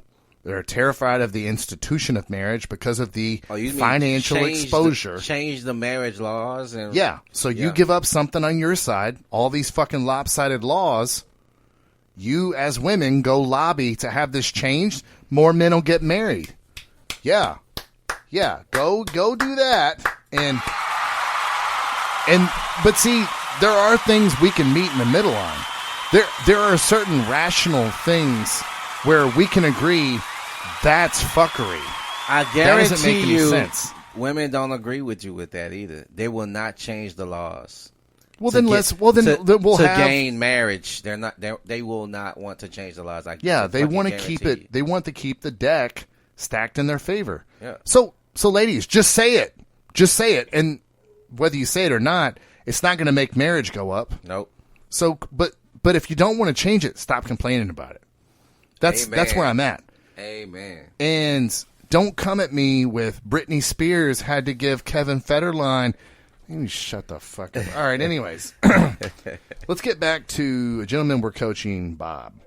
And a lot of you on the program have been following Bob. He just got broken up with by his girlfriend of 2 years, if I'm not mistaken. Now, Bob has come to the red pill, and he is eagerly learning everything. Right now, Bob's motivation is to get his girl back. Anthony, you and I have said on this program many, many times, the reason a lot of people come to the red pill, there's a lot of pain, something's got to change. The most common pain that you and I see are breakups. What we typically see is men come to the red pill. They don't get back together with their girl, but they come out of this a stronger, more well-informed man. Yeah. And they get someone way better than their girlfriend, and they just think it's silly. Case in point, this guy right here that's talking right now. You know, my wife is amazing, gave me a beautiful daughter, but when I found the red pill, it was this terrible, narcissistic dumb bitch from Milwaukee. That in Milwaukee, she was probably a 9. Down here in Texas, she was a fucking 5. Anthony's shaking his head. He said not a 5. Well, we're using the scale of 1 to 30. Let's be a little more accurate, okay. Anthony. Would you put her as a 9 on the 1 to 30? Yes. Okay, I think that's where I'd place her too. She cleans up well, but there's some physical features, nose and chin, that are pretty bad. It's one of the least attractive women. It's not the least attractive woman I've been in a relationship with. There's another one that takes that title. We can talk about that on another show. But I was with that dumb bitch for 4 years. But yeah, terrible. But I came to the red pill similarly, and all I wanted was this chick back, man. I would just lay in bed. And then what's silly, I come to the red pill. I become the man that I am today, and now we have this show. We're coaching people. We're coaching people live on the show sometimes. We're 17 weeks into our podcast. It seems like a millennia ago, but I feel for this guy because I went through this. All he wants is this girl back, and he has come to the next stage that you and I are familiar with, and the stage that you and I like to call, she dumped me, and now she's omnipotent. So now, and this is a real natural thing for men to go through, Anthony. They come to the red pill, they read Corey Wayne's book, they read Rollo Tomasi's book, and they're like, I cannot believe all this shit I fucked up on, and that's why... Now I can go fix it. Yeah, now I can go fix it. But they don't realize that they're making this bitch omnipotent. Like, she didn't do anything fucked up in all this shit. Anthony, let's use me as an example. Okay. I thought the same thing. I'm like, I got to go back and fix it with this Milwaukee broad. I got to get her back. And you know what? This is my fault that it's messed up. And that's not a bad take. Yeah. But Anthony, in that situation, was this chick omnipotent? Yes. In her own mind, she was omnipotent, wasn't she? I'm sorry, you caught me off guard with that. That bitch, bro. Oh my God. I've never experienced you not want to be around a girl that I was dating until this one. And this one, she was very excited to be around you at times. She would be like, hey, my other boyfriend. Yeah. That was weird, too. Yeah. But that was that try hard shit, though. That try hard shit. But, and you know me, man, I'm not good around fake people, man. So, when I sense that shit, I get ghost. It makes you, I've observed you around fake people. It makes you cringe extra hard. Yeah, I can't Anthony hide it. can't take it. I can't hide it, man. It's one of the things I can't fucking get. It's like being around a fucking group of blue pill guys just fucking talking about how fucking relationships are hard and shit. Like it's like being around a bunch of blue pill guys that are talking about how bad women have got it in the United States. Oh my God. God, women have got it actually hard. You know, I heard that there's a restaurant called Twin Peaks. They make the women wear virtually like nothing over there. And it's just these men come in and objectify their bodies. And yeah, you're just like, I got to go home and take a shower and wash this fucking shit off me. But coming back full circle though, I mean, in my head, I was very similar to Bob. I thought this gal was omnipotent. Only I was at fault in this relationship. I would tell you the opposite every time we had a conversation. And I'm like, I really don't want to talk about this, man. But And I was like, do you remember when she did this? Right. Do you remember when she did that? It's like, I'm like, this motherfucker get amnesia every time we talk. Like, you forgot that she is just a shitty fucking person, bro. Yeah, and specifically with Bob, he is, whenever we start to go down a road where I start to kind of grab him by the wrist and pull him in a direction, he resists with this, yeah, but, she was telling me I was being insecure. I was being weak. And I was, man. And I was. She's going to always see you that way, though. That's what I try to tell him. You can't recover from that. Anthony, let's talk about that for a second and really drive that home for our listeners. Guys, if you have been seen as weak and needy by a woman, it's almost impossible for them to see you any other way. That is permanently tattooed in their brain. That's who you are. What's that saying? Something never shed its stripes, or it's what's that? You know what I'm talking about? A leopard. A leopard never sheds its stripes, or a leopard always shows his spots. Okay. Or is that it? Is that it? Email us, guys. Yeah. We fucked that all up.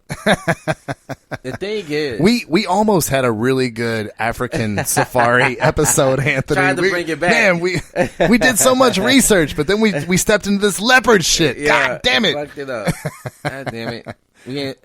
That's what we get for not researching every fucking That's animal. what we get for insulting Donovan Sharp on episode 17. We deserve it. But if she saw you as a leopard and then you tried to come back as a jaguar and she was like, nah, you're a leopard, you just spray painted yourself. Yeah. And so underneath it all, you're still that. Even though you're like, no, bitch, I'm an actual jaguar. And, not is it jaguar? No, panther. I'm thinking of a panther. Yeah. Black panther. No, I'm a Black Panther now. No. I do know this since we're having a wildlife show. What's that? Do you know that a panther is literally a leopard that is covered in spots? God damn it, man. Did you know that? No. That's crazy, right? Okay. So it's literally covered in spots. Yeah. It's the same fucking animal. Yeah. Well, I think it's different, but I know that there's a Texas panther. I'm sorry, listeners. I'm sorry, listeners. We love animals. Yeah, okay. We geek out. We love animals. But, and by the way, chimpanzees. It's a troop. Okay. No, but seriously, you guys, when you're going through this breakup, and hold on a second, Anthony and I are here to acknowledge that when you love somebody and you're a man, we don't expect you emotionally to just move the fuck down the road the next day or the next week or the next month, okay? We're here to acknowledge you are going to, at first, improve yourself because you're hoping to reconcile. Yeah. But when you don't get the call back, this person that we were talking about that was an ex of mine, she never called back.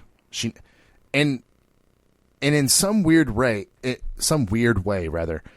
you were insecure, you would like follow this bitch around for the rest of your life because you'd be like, she rejected me. How do I get her to see the new alpha me? But the red pill Wesley is like, it's hilarious to me because the chick I got now is way better than the one back then. I don't need any kind of validation from this fucking dumb bitch whatsoever, man. Yeah. You know, there's no candles held over here. Well, I remember, and I'll be very specific for our listeners so that you guys know I'm being true. This gal was very, very big at pleasing her boyfriend orally, and I was her boyfriend at the time. And that was a big thing because the girlfriend I had before that was just never going down on me. Again, guys, we all have a blue pill past, right? So I was like, man, I'm never going to find a girl like that. Dude, my wife does even better than that, and we won't go into details on this program. I'm not going to be slapping my wife's ass on Instagram or anything. But let me just say, fellas, my wife does more than that chick did. And it is regularly better than that last chick. Guys, what I'm trying to say is we don't expect you to move on right away. But you guys have got to lose this idea that this is like the best bitch you could ever get, that she's omnipotent, that she's faultless. That it took two to fuck that relationship up, guys. Just because you were needy and clingy, all the blame doesn't fucking fall on you. Now, you can't be needy and clingy with your next woman, right? You can't repeat the same mistakes. You're trying to tell someone that you're not who you were when they experienced you for that. When I go to a bad restaurant and somebody tell me, hey, no, that food is good and the service is great, saying, nah, man, I can't do it. I've experienced that. I got sick. I'm not going back. Yeah. You can't convince me to go back. It's probably going to take a lot of time and a lot of 5-star reviews for me to fuck with that place again, right? So you're talking about doing a lot of work. The work you should be putting in is not trying to convince her. You need to be putting the work into yourself, because that's gonna manifest a lot of more gain than trying to fucking convince her that you're different. What really well said, Anthony, because here's the thing. We are here, Anthony and I are here at the Red Pill Phone Tap to acknowledge you are making yourself better right now to reconcile with her. By the way, we're not beating you up on that. Keep going. Keep going. Try to reconcile. And listen, guys, it has happened. It has happened, okay? You might be able to do this. And there are some... It's very rare, but it has happened. So keep doing that. But here's the thing, guys, that you've got to recognize if you're doing this. If you are the captain of your boat, and this is what Bob is going through. We talked about this last week. She wants to take baby steps to see if maybe they could get back together. Look, guys, if she has dumped you, and in this case, kicked you out of the place y'all were living, and you went and got your own place, you need to somehow, now you don't have to do this overtly, but sort of overtly, you need to establish to her, you need to have enough guts and enough courage to do this. You have to establish with her, we are not together. You decided we're not together. Because if she just thinks that she can just get you back whenever the fuck she wants, let me tell you what you're doing for your ex. You're giving her all the confidence to go out in the world and date. Here's the analogy, Anthony, I gave to Bob today. I was like, Bob, if you got a call today, and I just used a company as an example, a company I used to work for, UPS. If UPS wanted to hire you for a high-level executive position, and they brought you in, they're like, Jesus, Bob, you're the greatest. You're the greatest we've ever seen at supply chain solutions. You're the greatest. We want to bring you in. We want to pay you top notch. We want to bring you in, bud. How long do I have to decide? Take the next 5 or 6 years. Decide. We're here for you. No matter what, UPS is here to hire you. Just take the next 5 or 6 years and really look it over. What is your fucking urgency? Right. You probably go on 30 more job interviews before you fucking take the job. And because UPS, no matter what. Now, and by the way, this is what I'm trying to get at. You're heading to the next job interview with all this confidence. Right.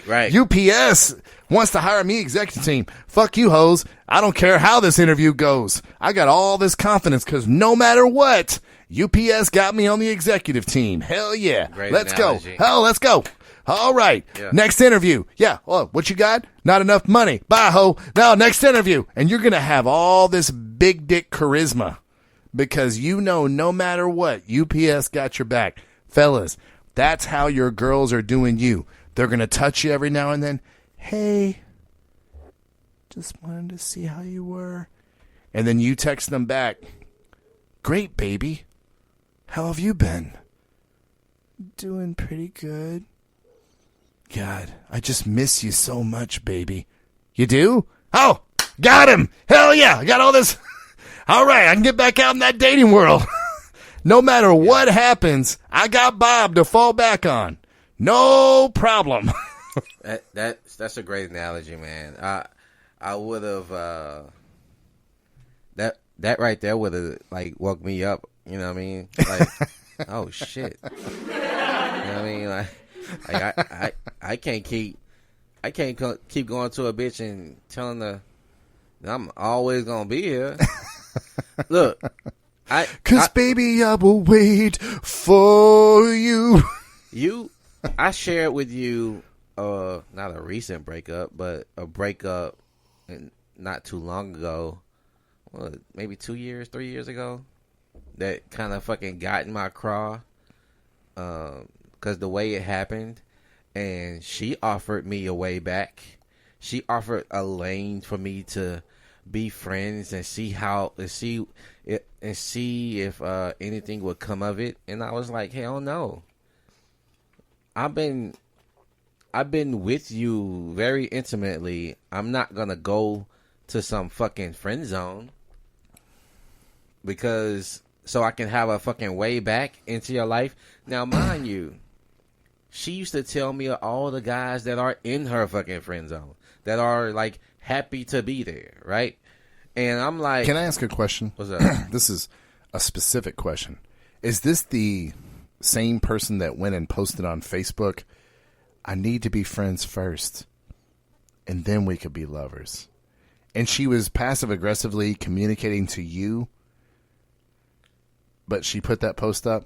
I think that sounds like some shit she would do. I can't remember it specifically, though. Does this person's name, is it something that a star in our solar system provides? Yes. So it was her. Yeah. And by the way, email us at redpillphonetap@gmail.com if you can guess what that person's name is. Erling, you're excluded from this conversation. By the way, By the way, sidebar, I love Erling. I don't want anybody thinking I'm talking on Erling. See, this is what men are like. Like what we were talking about earlier. Like, I feel bad now. I'm like, God damn, I love Erling. I don't want her to think we're being a dick to her. But Erling got tough skin. She ain't tripping. But Erling's not omnipotent either. Go on, Anthony. We were listening to you. Yeah, man. You have to decide in your head who your value, bruh. Again, this is another situation where my wife would go, that is literally like your best friend. You guys are best friends because you're going down an avenue that I already told him this. It's like we're using the same brain sometimes, man. Look, shit, we do a podcast together for a reason. But yeah, your value has to be what's paramount, like, and you have to. Let's say this. Let's say you're a stock, right? Someone owned you as a stock before, and your stock, you as a stock took a nosedive, but you're starting to build back up, right? People that see your potential now are saying, you know what, that stock looks promising. I want to get that stock. But the person that owned you before is like, no, that stock let me down. I don't want to fucking take another chance with that stock. Man, that's a good analogy. That's women that see you as needy and clingy in the past. See you as bad stock. They're like, nah, I had that stock before. That's a really damn good analogy, man. Did you just come up with that on the spot? Just now, bro. Like the money, I lost so much money. That's how people are in the stock market. They're like, no, I'll never invest in that company ever again. I lost so much money with them. I'm never going to trust. That's like me in fantasy football. I don't see Mark Ingram.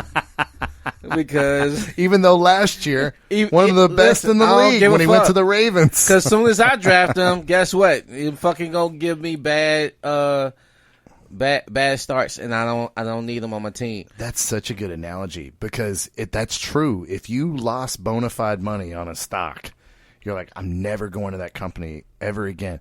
Yeah, but it's on the rise. Well, fuck that shit. Yep. I got burned. Yep. And that's how women see you.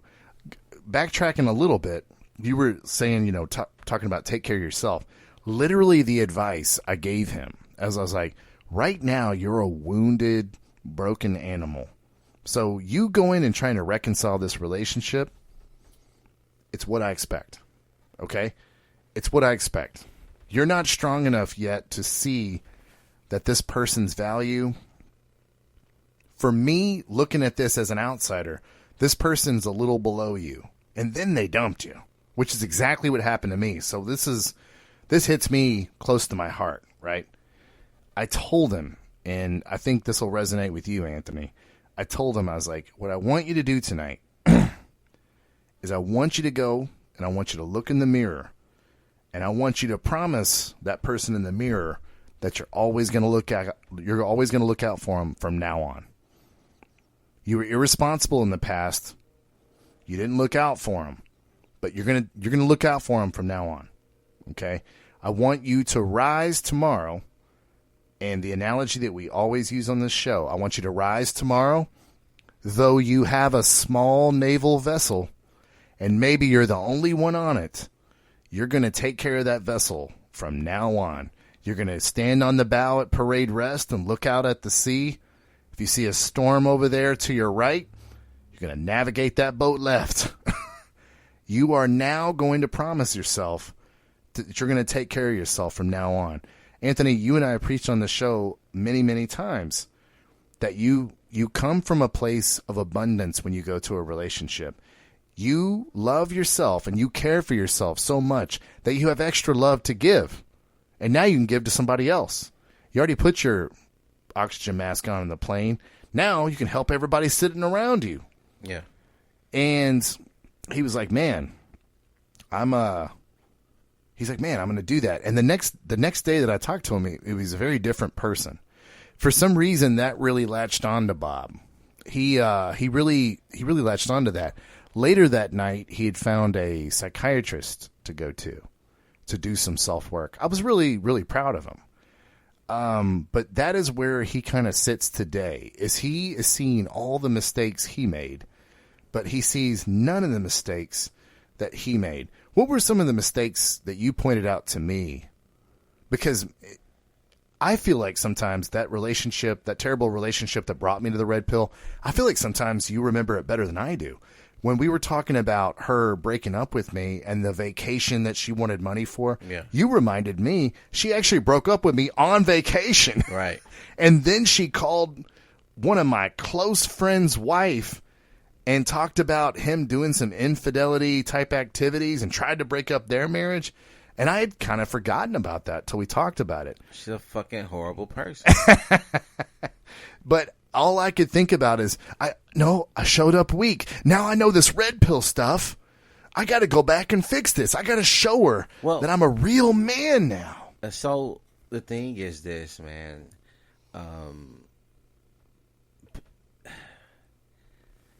I hate that Corey Wayne did say that, you can try to win back an ex, because I really believe that men get caught up in so there's so you're telling me there's a chance. Yes.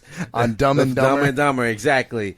And I think that title is very much how I feel about trying to go get an ex. You get dumb and dumber the closer or the longer you try to win her back. I don't hate it. I want you to win yourself back first. I know, but this is one of those things where that whole getting your ex back thing, that's how it starts, and then you reach them on a much, much deeper level. I think it's a mental trap, though, because Now, I do get that if you tell someone no outright, that they're going to turn you off. right. Yeah. Because they're like, nope, that's the bitch I want. And it's like, it might be a psychological freak out where he knows that eventually you're going to see yourself at a higher value and she don't even deserve you. And that's where you got to get to. You got to get back to where you value yourself to where she would have respected you had you done that. She would have respected you more in that relationship. You would have never lost her, and it would have been at your own regard. I noticed this about myself as I started to see or add more value to who I was as far as like improving my own self and my mental health and my mental outlook on how I saw things. I was letting women go faster than they were letting me go. That whole thing changed. I started to be like, yeah, I can't do with this. Just you're and what he was talking about, I would meet women that was too clingy, that was too needy, that had different. Because I used to date women that looked good, and I would ignore a lot of the shit, the red flags and the toxic characteristic that they held because I was like, but damn, that booty though, you know what I'm saying? And it was like, now I'm a lot more aware, and I'm like, that booty ain't worth it. No, you know what I mean? So I vet at a high level to the point where conversations can end, like our conversation can be her walking papers. You know what I mean? Like she doesn't even get past a conversation on the phone with me. So once you get that high value, Bob, into your life, even if you say, let's say she comes around, let's say in a year or two, she comes around, you see yourself in a whole different way. And if she's the same and she thinks you're the same, and the way she tries to approach you, you'll start to see the things that you aren't seeing right now. Let me give you one, Anthony, since you don't know the specifics on this. And this is a perfect example of where Bob is at mentally right now. Bob, when he talks about his past, he talks about being a drug addict and being an alcoholic. And it's almost like he views himself as that right now, though he's been sober for like 3 years. What an accomplishment to be sober for 3 years and not give in to any kind of vices when clearly it was a problem. Not giving into those vices even through a breakup right now. I mean, that's the ultimate excuse to just fucking go off the deep end, and he hasn't. And I hate it because he doesn't give himself credit. All he sees himself as is a former alcoholic, drug addict guy who was weak and needy in this past relationship. And I told him today, Anthony, I was like, but man, because he texted her and asked about the daughter, right? Mm-hmm. But I had specifically told him, I was like, you got to stop. If you have to text, if you absolutely have to, and you already know how I feel about texting, okay? Texting is a very beta activity because you're too afraid to call. I'm just saying most of the time, Anthony. Most of the time they're too afraid to call. Most of the time they're not brave enough to say these things that they're saying over text, which is why a lot of this shit doesn't translate into how they would talk in real life. Yeah. But he stopped with the honeys and the babies. He stopped with texting I love you, hoping to get an I love you back. He's cut all that out. Good. And he was like, man, she called me to, and it was something logistic because they're separating two households. They're separating into two households, rather. And it was something logistical. And he says, man, but I messed up. I said I love you at the end. And I was like, so what did she say? She said, I love you too. And I was like, yeah, man, steer clear of that. But I told him, I was like, bud, you're doing good. You've come so far. And he's like, really, man? Do you really think so? I was like, actually, yeah, man. You've really been following advice. we started talking about Bob, Anthony, talking about you and I one day want to start a life coaching company. So this has been kind of a beta experiment for you and I to see where this goes. And in the beginning, it was kind of like, it was frustrating because if I wasn't telling Bob advice he wanted to hear, it was like, well, let me give you the story another way so I can get this advice. Right. How do I get her back? You know, and now he's getting very specific coaching from me. I was like, Bud, okay, you want to reconcile. Cool. I'm here to help you do what you want to do. You want to reconcile. Always approaching her, always texting her is going to get you further away from your goal. I was like, the only way UPS is going to get you to come over and take the job is if UPS is like, yeah, Bob, take all the time you need. We're going to put someone in this position March 15th. This isn't just fucking willy-nilly for the next 5 years. Baby steps into the position and we'll see what happens. No. No, Bob. UPS as a company needs someone in this position. We're not just willy-nilly handing out jobs like fucking Ali Oxen free over here, motherfucker. The reason that we're hiring for the position is because we need someone to fill this position so that we can accomplish our goals as a company.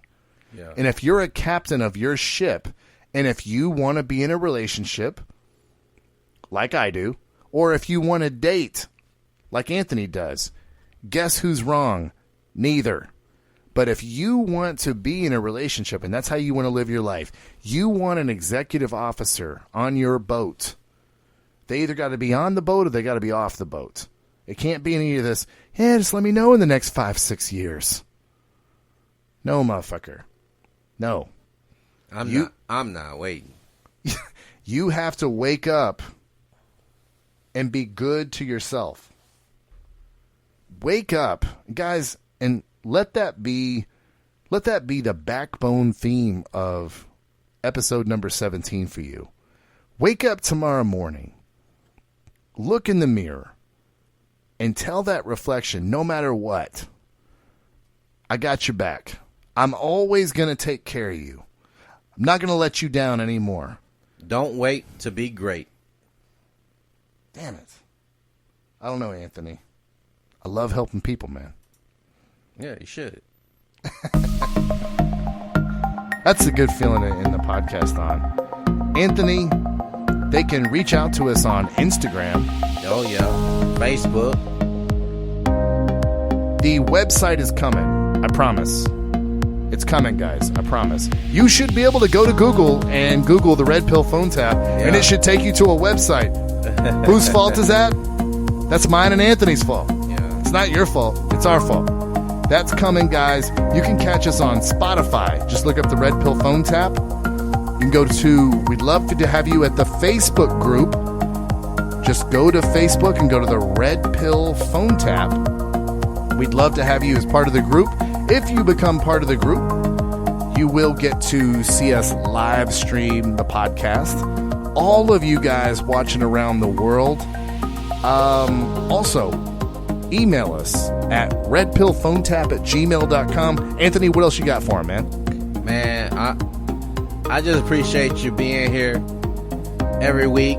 Jesus, you're going to make me cry. Loyal listeners and now viewers. I got texted about, hey, you going live tonight? And like, you damn straight. So, appreciate the love, guys. We love you guys, and we're here to help you. We're not here for likes. We are here for you. Thank you guys once again for joining us at the Red Pill phone tap.